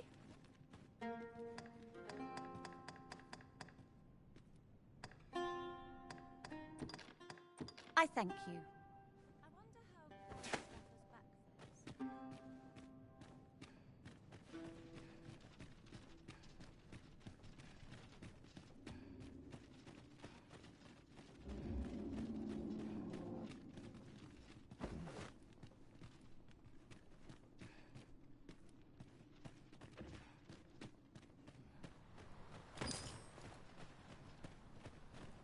you need me at the Vanguard, say no more.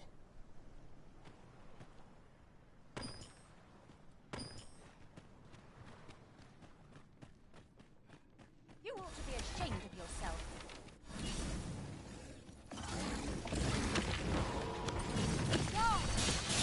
Fire will be effective against this foe. I'll save you. Why will you remain level-headed? Well done.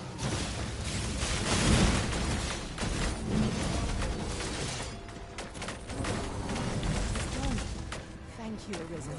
I am overjoyed to have completed the task my master set for me. Well said.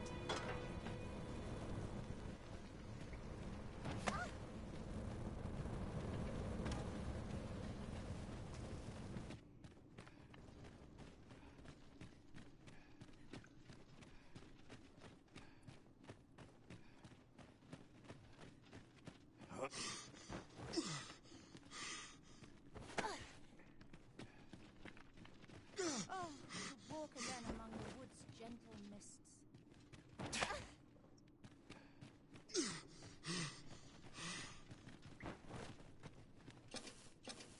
You're a welcome sight, Arisen. As ever, I'm yours to command.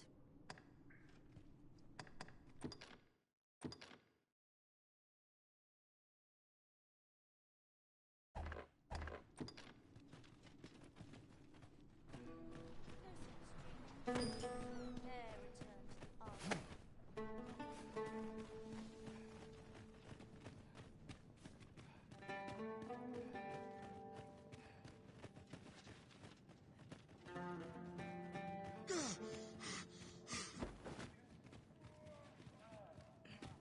I was unprepared for this.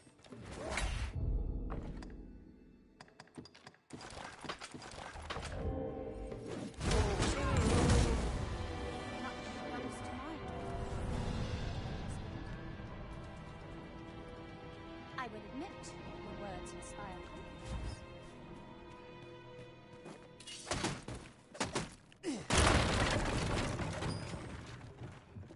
That was one step too far.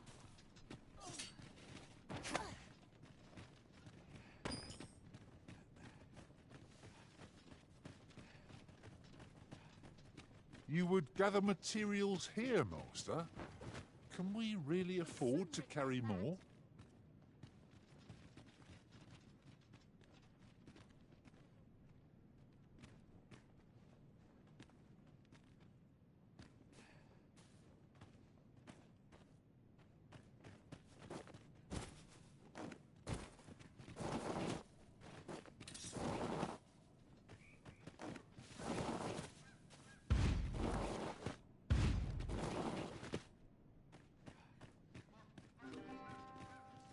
I felt certain I would find you here, Arisen, and it seems I was right.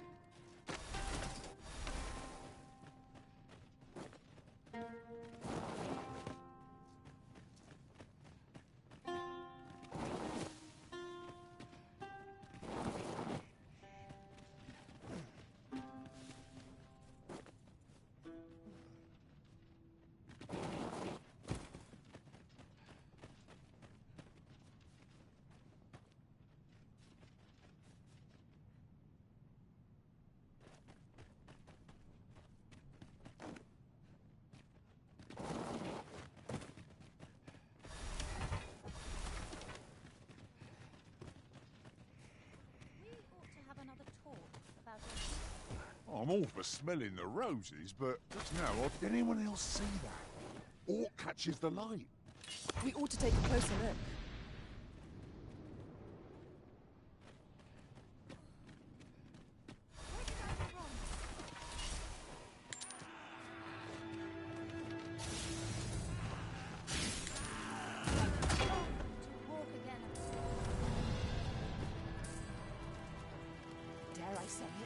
We trounced our foe well and true. We mustn't allow ourselves to become complacent. Take each trial as it comes. I was unprepared for this.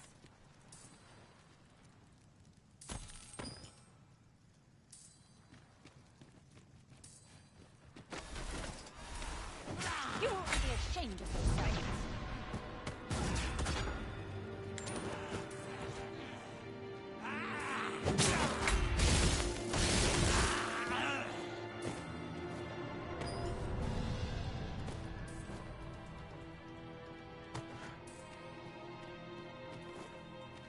I'll harvest what I can, should it please you.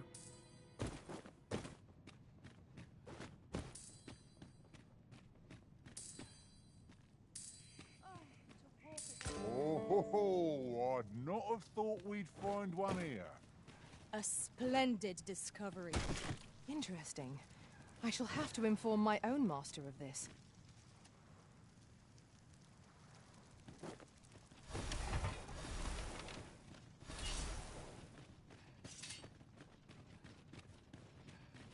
I wonder how Stuffer's back fares. I've just recalled. I found a treasure chest near here during my travels beyond the rift. May I show you to its location? Methinks I know where that is. Then follow me. I'll lead the way. Shall we make our way there and see what's to be seen? Whole thing was, Your Honor, a client has a right to has a right to exercise his First Amendment. However, like many judges have said, and it creates a precedent. No, stop. See, constitutional rights have a hierarchy. And the most important right that goes to the core of our Constitution is the right to a fair trial. And if you or anybody else does anything, that may interfere with that right, well then, yeah, we have to protect the rights. So we have to put limits on what you can say and what you can do. They're saying the Fifth Amendment to make statements that paint a broad prejudice in his favor. Okay? Listen, they clocked in today. Okay. The defendant is entitled to a fair trial and an impartial jury, not a jury whose views have been deliberately manipulated by outside influence and to be biased in his or her favor. Accordingly, courts have on numerous occasions, in cases involving substantial pretrial publicity, upheld and imposed restrictions on defendant's speech aimed at influencing witness testimony, either directly or indirectly. They also cite Trump. Now, Diddy cited the Trump defense. They're citing Trump. On where the speech was reasonably likely to interfere with a fair trial or otherwise prejudice the due administration of justice, particularly where the defendant proclaimed a willingness to seize an opportunity to use the press to their full advantage. So, I don't care what y'all say. I love this mess. The prosecution clocked in. And they're schooling the judge. They said, listen, you might be acting like you just graduated law school, but let me put you down on a little precedent. Like, what are you talking about? But you don't need to be Charles Manson to be denied bail. They're saying Diddy's extrajudicial communication in this cases are not, as he alleged, classic protected free speech. Okay? Instead, Diddy's explicit attempts to, for example, blankety blank blank is all redacted, and establish a narrative about, I guess, Kathy, constitutes improper efforts to interfere with the integrity of the proceedings, which courts are obligated to protect against. Take steps to protect the integrity of the criminal justice system. Each of these comments evidences the defendant's willingness to seize any opportunity to use the press to their full advantage. Diddy nevertheless claims that these types of communications are constitutionally protected because they merely represent his thoughts, that his prosecution is politically motivated, or that he's innocent of the charges against him, and constitute protected speech. This is not true. They are part and parcel of the defendant's repeated attempts in clear contempt of this court's order and in violation of the local criminal rules to use his family and associates to make public statements to obstruct and subvert the integrity of these criminal proceedings. There is nothing constitutionally protected about such speech, and the court does not have to wait to intervene until the defendant has been successful in impacting these proceedings. They're letting that judge know you better clock in and do your job. Also, I feel like the government is laying grounds also that they might actually be the ones doing a mistrial because they feel like this judge might be a little bit too green and doesn't understand. Again, we have to wait for the judge's ruling. Maybe we're being too hasty in saying this. Again, we are not judges, obviously, but the prosecution is outlining everything. And to be fair, it is the prosecution's job to argue their case, not the judge's job to be the prosecutor. But I will say the prosecutors clocked in, and they are doing what they can with this case. Okay, so they're also saying that each of these comments evidences defendant. Okay, but we already did that. Okay. There is nothing constitutionally protected about such speech, and the court does not have to wait to intervene until the defendant has been successful in impacting these proceedings. As the D.C. Circuit stated in Trump, it cannot be true that a court's hands are tied until evidence of direct causation materializes, as such proof will be hard to come by, and requiring a court to conduct a mini-trial event inquiry while readying a high-profile case for trial would itself divert the delay criminal justice process. They're also telling the judge to wake up, like they're taking too much leeway. Diddy also appears to claim, based on his reliance on the United States v. Trump, that he is constitutionally permitted to make public comments that the instant prosecution is politically motivated and that he is innocent of the charges against him, or comments similar in kind. Now, let me just tell you something.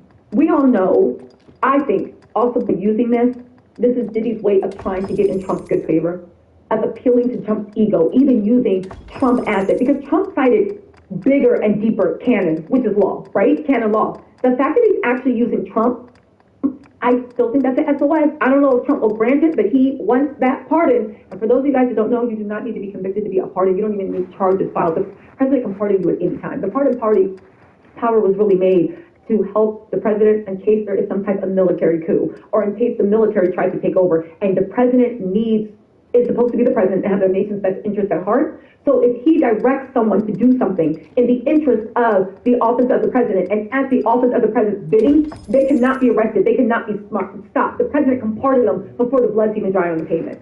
It is what it is. Okay? Okay. So let's get into this. Okay. The defendant also appears to claim, based on his reliance on the Trump case, that he's constitutionally permitted to make public comments that the instant prosecution is politically motivated and he is innocent of charges against them, or comments similar to that kind. But while instructive on certain points, the D.C. Circuit Trump is, in essential ways, in an opposite.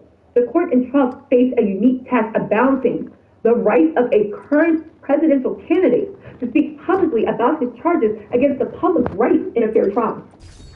Again, they're like, Diddy, I know you're using Trump, but Trump was a presidential candidate. You were nothing but a dethroned record producer. And if you don't like it, run for president next time. Noting that based on Trump's position, there was a strong public interest in what he had to say. And the First Amendment has its fullest and most urgent application to speech uttered during a campaign for political office. Those same First Amendment interests are not at stake here. Further, Diddy's comments go well beyond attempts to claim that he's innocent of the charges against him and make clear he intends to use the press to deliberately manipulate outside influence to be biased in his favor. Finally, to wiggle out from underneath the gag order that he demanded from this court and consented to be bound by, Diddy now claims that the First Amendment permits him to continue to engage in communications that may prejudice these proceedings as long as the potential jurors are subject to voir dire. Voir dire is when it's a jury selection process, anyway, right? And he is prevented from speaking directly to witnesses. But the Supreme Court has made clear that courts must take remedial measures that will prevent prejudice at its inception, not wait until prejudice may have already materialized at the time of voir dire, right? The court stated that comments may still be improper attempts to prejudice proceedings, even if they do not impact the jury pool. So they're trying to say, Your Honor, wake up. You're waiting for a smoking gun. The courts have already established by the time we see a smoking gun, it's already over, okay? By the time you see a smoking gun, it's already over. You need to do something proactively. Wake up.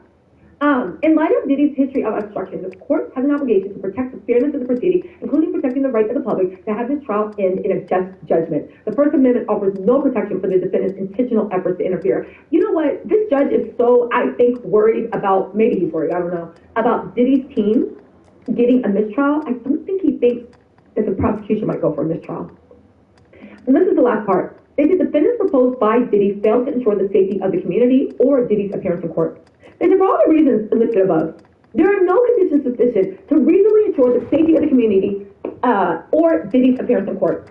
But to the point about which the court inquired to the government at the November 22nd hearing, the government additionally writes to make clear that the package proposed by Diddy is insufficient in numerous respects.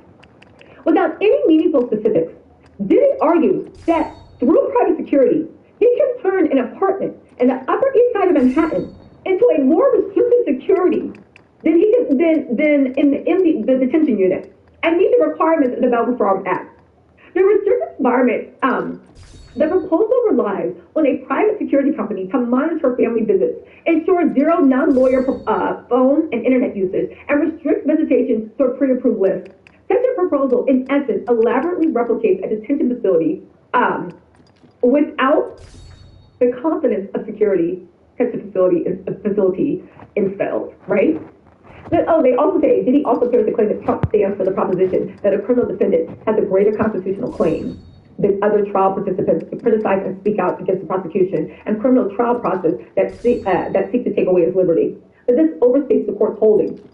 Although the court noted in dicta, that's in like the parts where they tell you what they're thinking, why they came to that conclusion, that criminal defendants may very well have a greater constitutional claim than other participants to criticize and speak out, it did not decide the issue. So they're telling Trump lawyers, just get out of here, okay? Anyway, they say the court has observed, right, that security guards are not trained to act as a jailer or detective, and a home is not a secure facility. More to the point in this case, private security, employed and paid for by Diddy, cannot be trusted.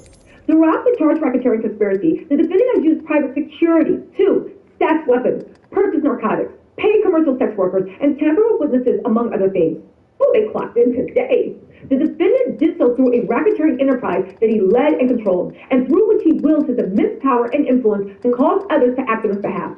Private security paid for by Diddy cannot assure that Diddy will not access contraband, communication devices, or tamper with witnesses because Diddy has done just that while he was incarcerated.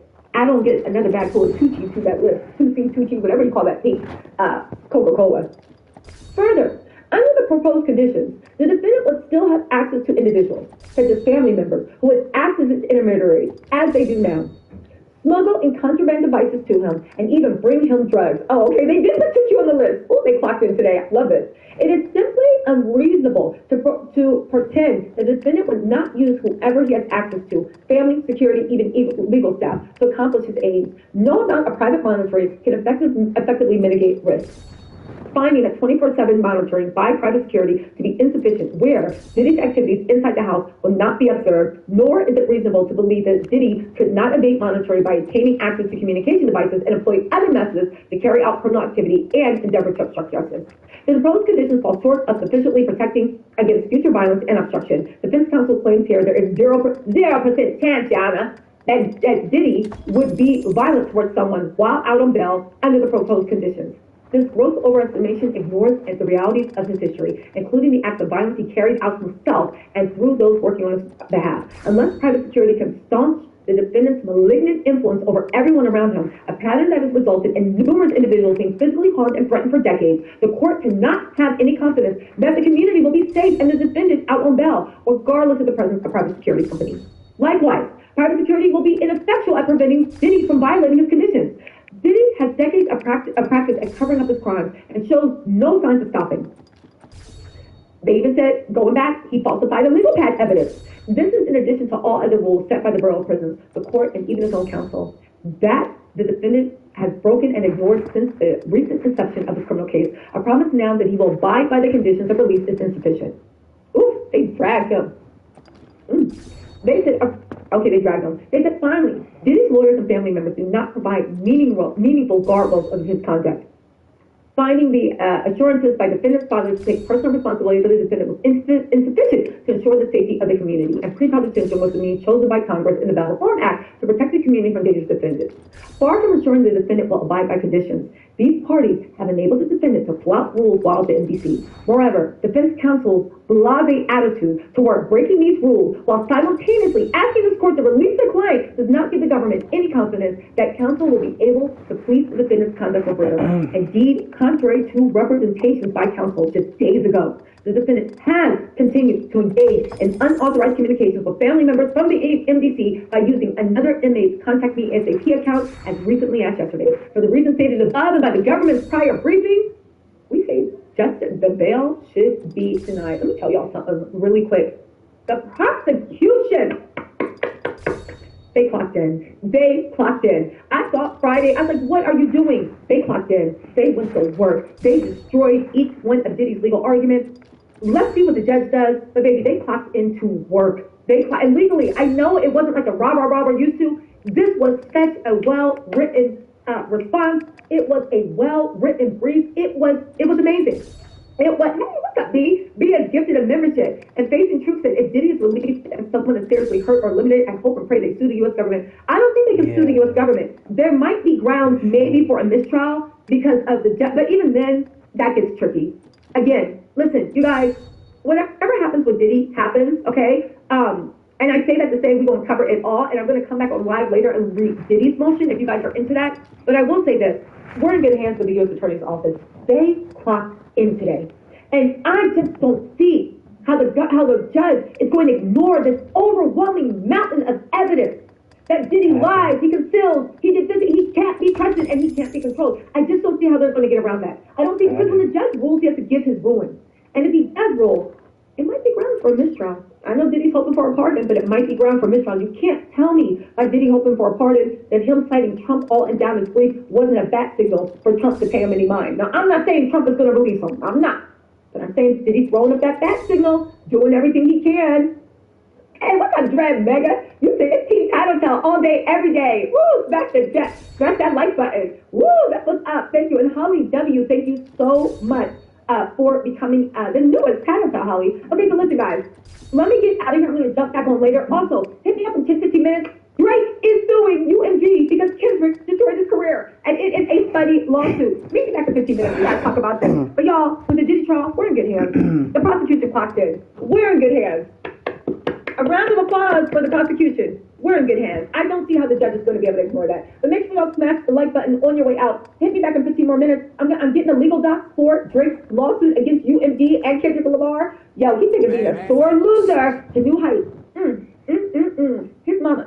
Anyway, y'all, I'll see y'all back here in about 10-15 minutes. Okay, bye. Thank you, everybody.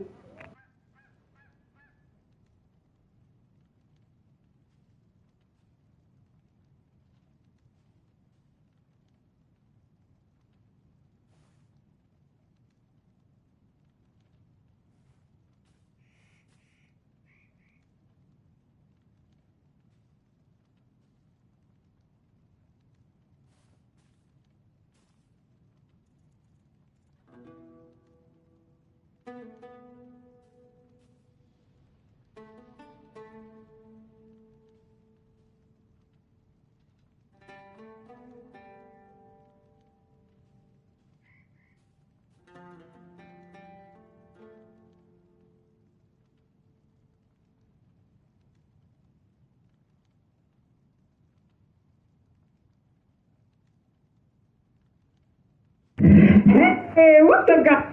How y'all doing today? Well, baby, if your name is Drake, you have proven Kendrick Lamar right. Once a lame, always a lame, y'all. Drake is suing UMG and Kendrick for a RICO act. He is saying that UMG, Spotify, and Kendrick were involved in a RICO plot. We have the court documents. At first when I heard this, I said, this can't be. Drake is just trying to step on Kendrick's toes. Y'all, this lame actually sued Kendrick Lamar. We're going to get through all the legal documents. Drake is just a loser. And the thing is, I get why he's suing, right? You're mad, you lost. You literally show you are your mama's cry. This is the most parent is so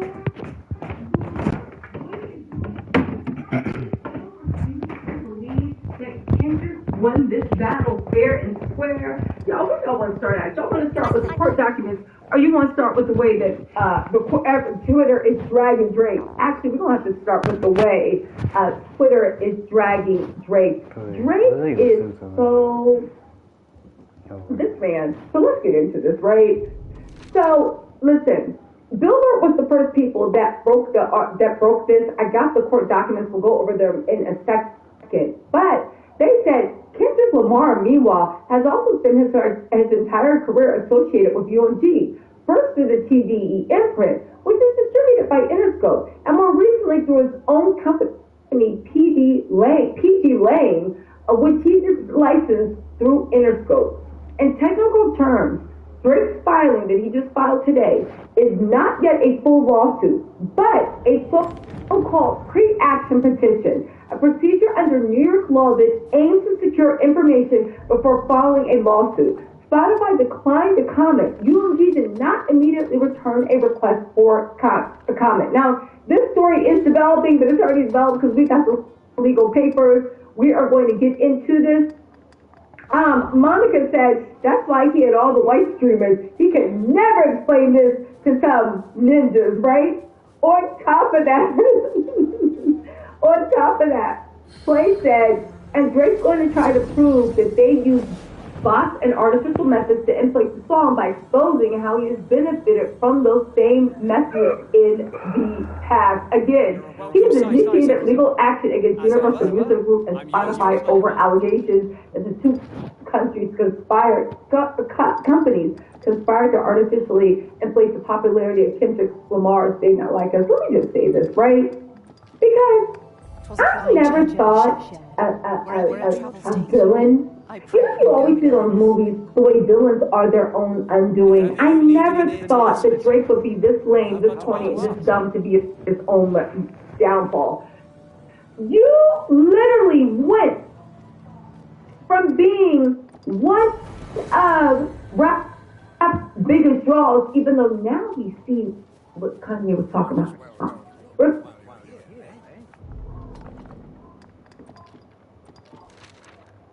Remember when Kanye...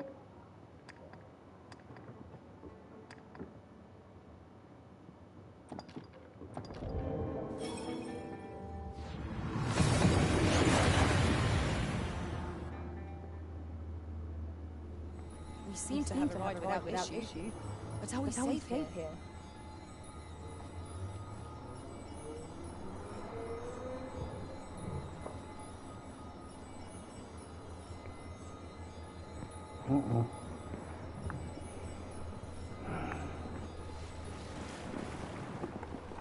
At once, Master.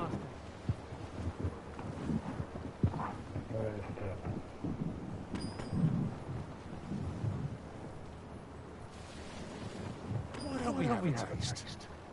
Surely not hot. Our bellies will last a little longer.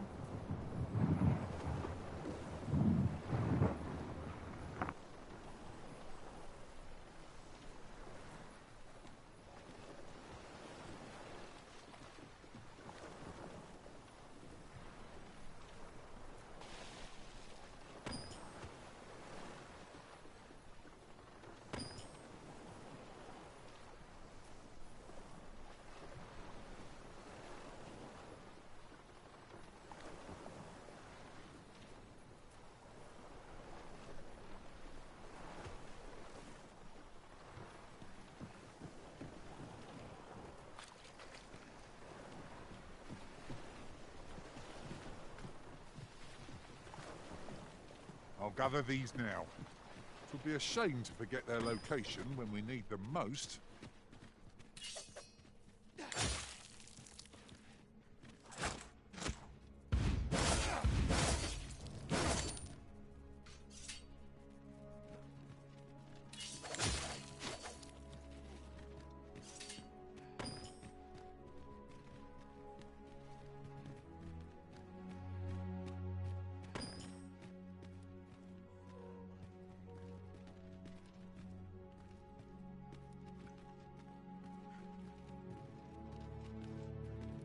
Since times of eld, dragon blood has been used to refine all manner of equipment. I myself learned the art by deciphering ancient texts. Remember, draconic blood flows through the veins of lesser drakes as well. Bring me what ye reap, and I shall harness it to your benefit.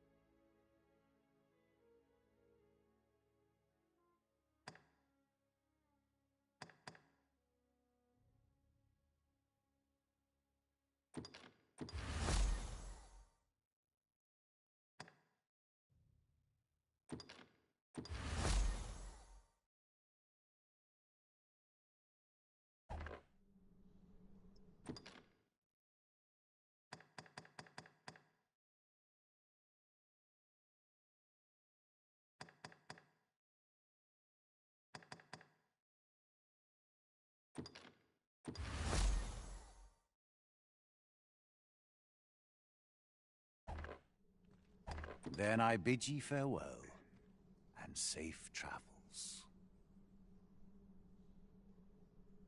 How many ages have passed?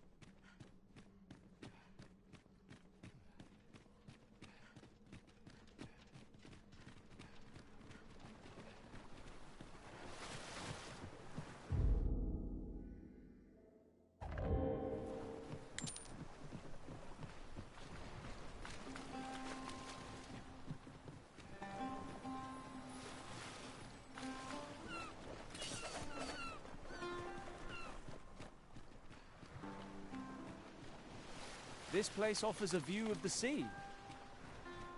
I wonder what lies at its bottom.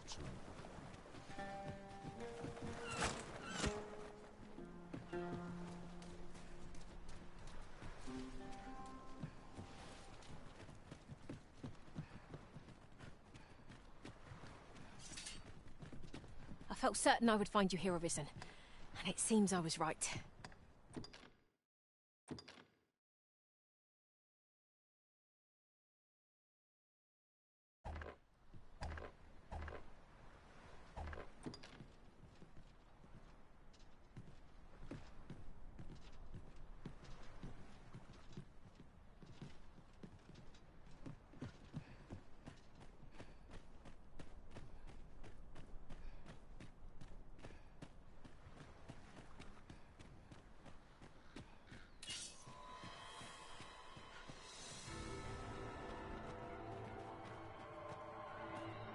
Here we go again.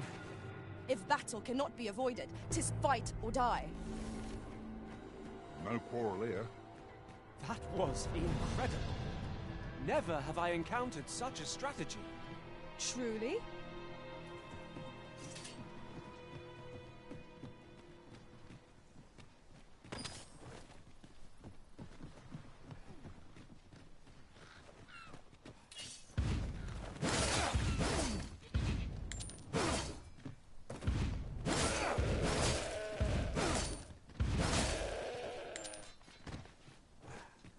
You seem much less agile than you did a moment ago, Master. Would that be the fault of your laden pack, perchance?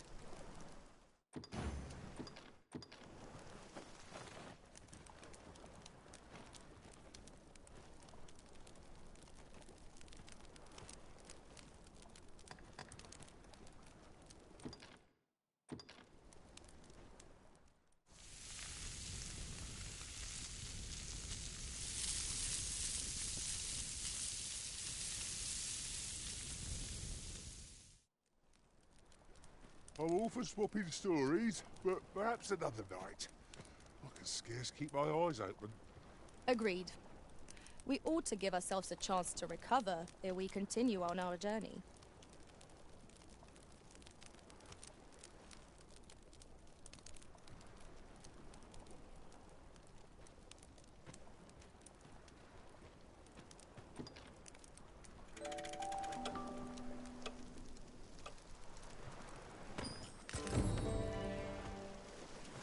Now we've the vim to tackle the day ahead.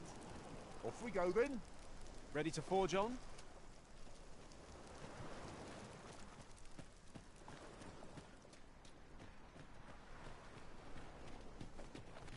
Master, my heart knows no greater peace than when I am by your side. I'll grab hold of the enemy so that you might strike through.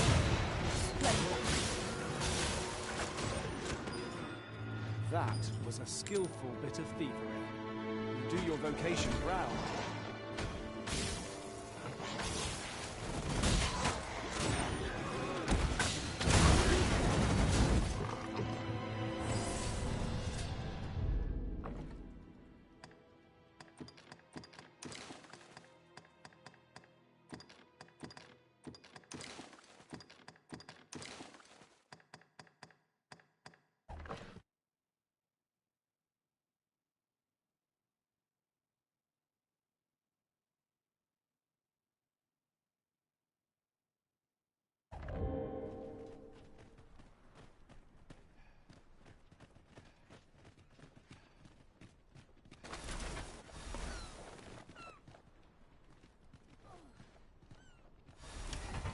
I'll gather this. It might be of use.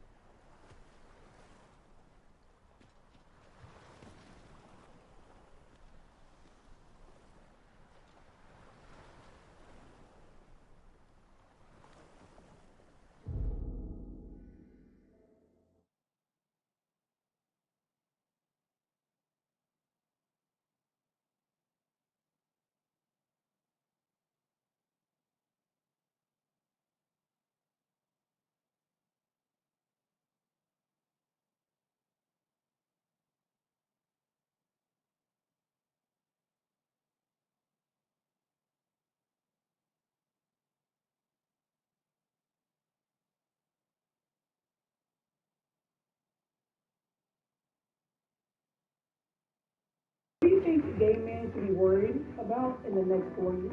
Now that we have a real man in office. And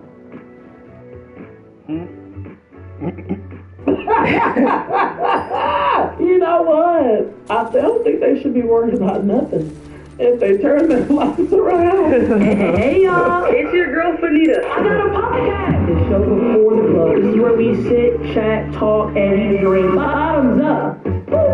Hey guys, welcome back to a brand new season of Bottoms Up with your favorite. She's sexy, she's black, she is me, and y'all, a lot has happened this week last seeing each other. After the Fanita Armageddon, if you're still putting on and you're still watching, I want y'all to salute.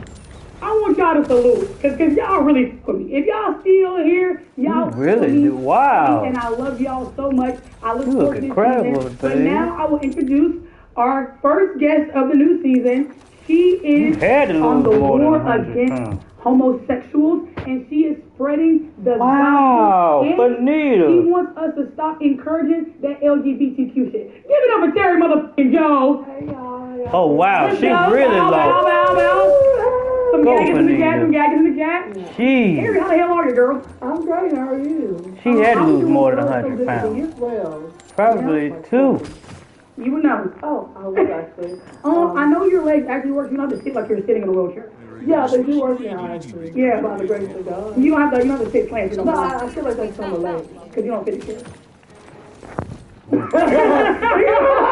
Because they're kind of small, that's what it is. Yeah, or you're just kind of big. No. You're wide set. Birth and hips. You're wide set. No, we can't. There's space in my chair. Look at Can we get a zoom? Can we get a zoom? There's space in my chair. There's plenty. Somebody else can squeeze in. There's plenty. There is a lot of space. You shoot. And when I get to add in one. Hey. Then we will have to apply. Give me some of yours. You got more than enough to spare. You can't have none of this. This is all God given. Yeah. He needs to. Anyway. Terry, are you still working at the car wash? Oh, yes, I am actually. Yeah. How much do you get paid? $2 an hour. And is that enough to like? It is enough to pay a light bill or two in my house. We also have. Is the light bill a candle? It may or may not be. A couple of candles. Are you still in that shitty little porch wraparound house? Yes, and it's not shitty. What's the word? Antique.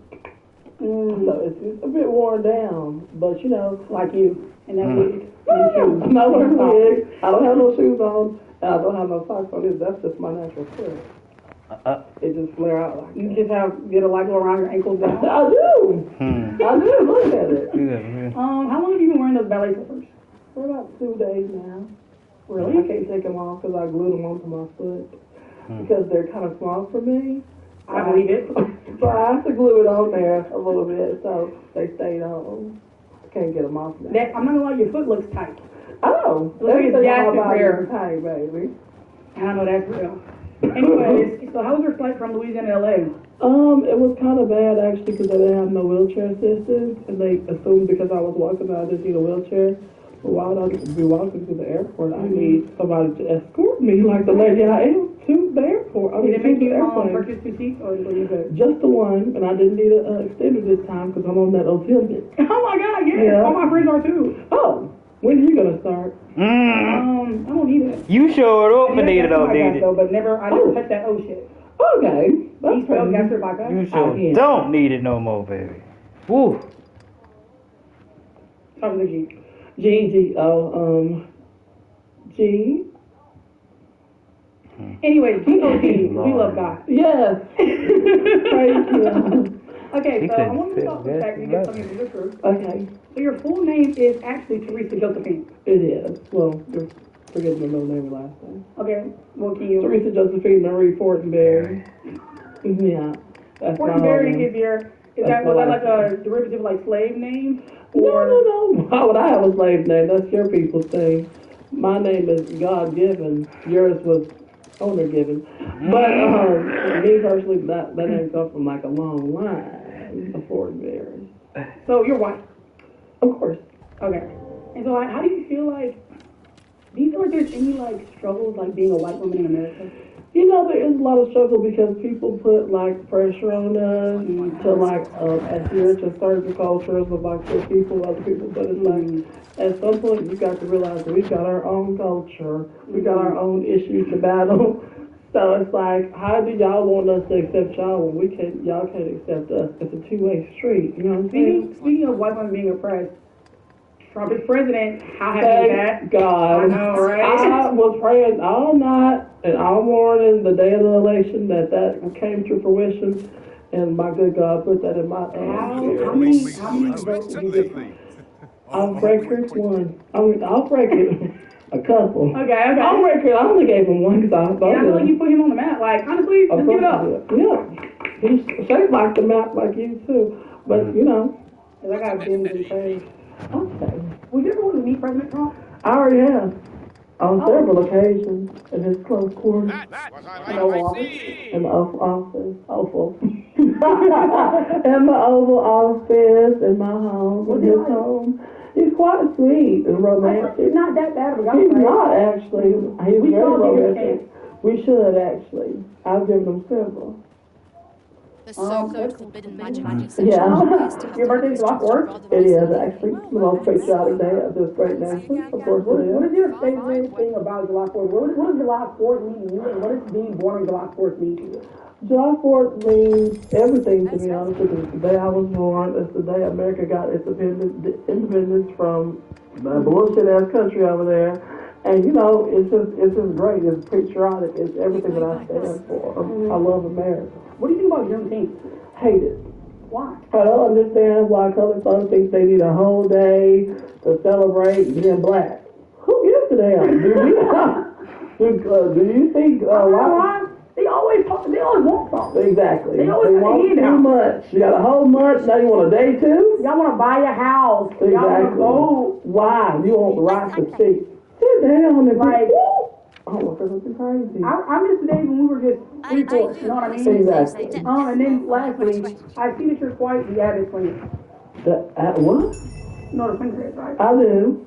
Yeah, it says here that you swing 3 times a day, 4 days a week. You know what I do? I love baseball. Baseball is one of my favorite pastimes, as it is America's favorite pastime. And I swing the bat on several occasions. I have to swing it at people sometimes. You're a bat, right? Yeah, I have several bats. My dress. Some of my dress is Thunder Garment. And it will be, what? I would like you kindly not to talk about it. I'm sorry. How old are you again? I'm 22. Just turned 22. Okay, perfect. How are you? 40? If you wish. Okay. How old are you then? I'm telling you, I'm not wearing a wig. Some of the girls always think because they wear wigs and everybody else got to have a wig on too. I'm not wearing a wig. Well, okay, to be fair, valid. But at the same time, white women wear wigs and extensions, and why doesn't they do? But this one don't. So that's all of you. All of you. As you can see. This has been my first headlining tour. I didn't plan to do a tour. Like, I planned to just do a couple shows, just have fun, you know? I never expected it. All me, baby. I think is that sensational weed that everybody gives you? Ain't no, my hair is quite sensational, yes, but ain't no wig. Okay. What do you do for your birthday? Oh, this is my birthday. I usually go to the church and I pray to God for like 8 hours. Sit and pray. Can you like give us like a prayer? Because I feel like, you know, some of my, and I didn't want to tell you this before you came on the show because I know how you feel. Yeah. But some people on my set are. And so, like, just to cleanse the air, can you like lead us in prayer? Of course, I definitely can. Lord Jesus, if we can all bow our heads. Lord Jesus in heaven, we pray that the homosexuals in this great nation and in this great building that this young colored woman has you sitting in is kind of hot and kind of sing to, and I think that's going to come from her scooter. But that's not besides the point.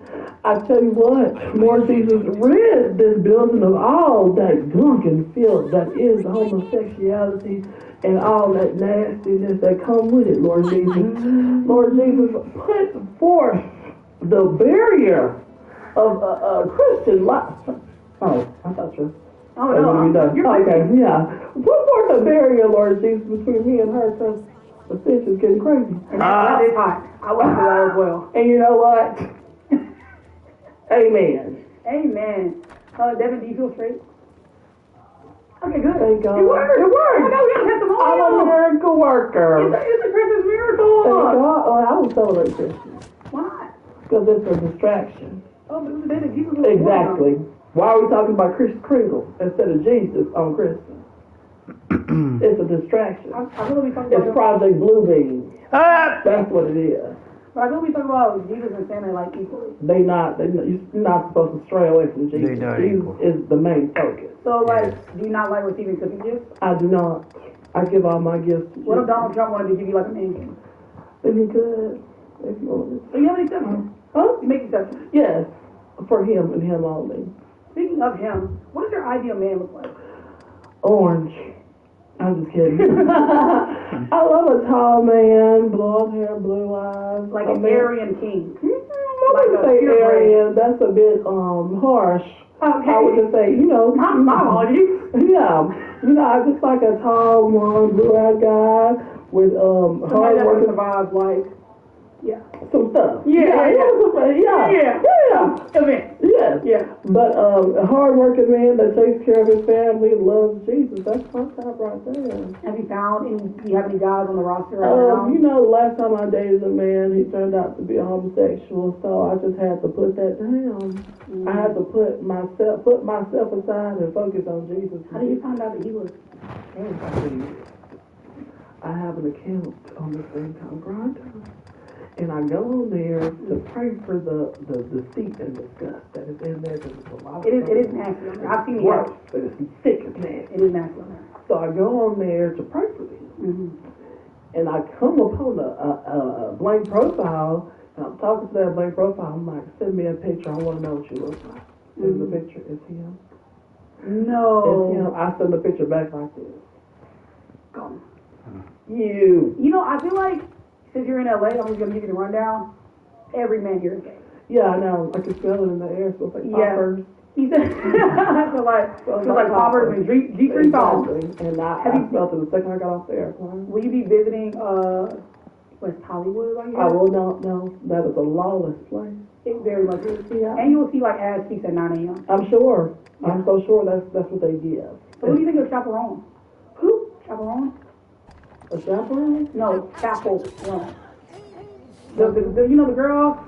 Pink pony club. The young woman with red hair. Yes, in the drag makeup. I tell you what, my mom always told me that a red-haired girl is of the devil because she's a harlot hussy. So nothing comes good of something with red. Red is of the devil. Because if you think about it, her hair is red, so is her crotch. Exactly. Her crotch is on fire. She's a alien. The devil. Yeah, it's awesome. You can make it up. It's more of that LGBT qual.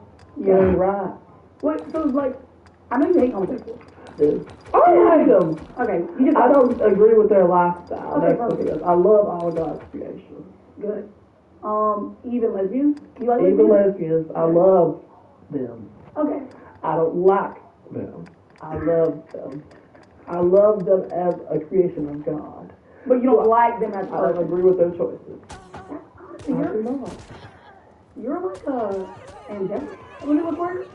Evangelista. Yeah. Angelica's pickle. Yes, that word. Evangelista. Evangelist. That's the word. There you go. Evangeline. Wait, are you surprised that I can read them right? I can't. I'm quite surprised actually. Most of the other girls in my neighborhood don't know how to do nothing but shake ass. Sexy red and negative Italian.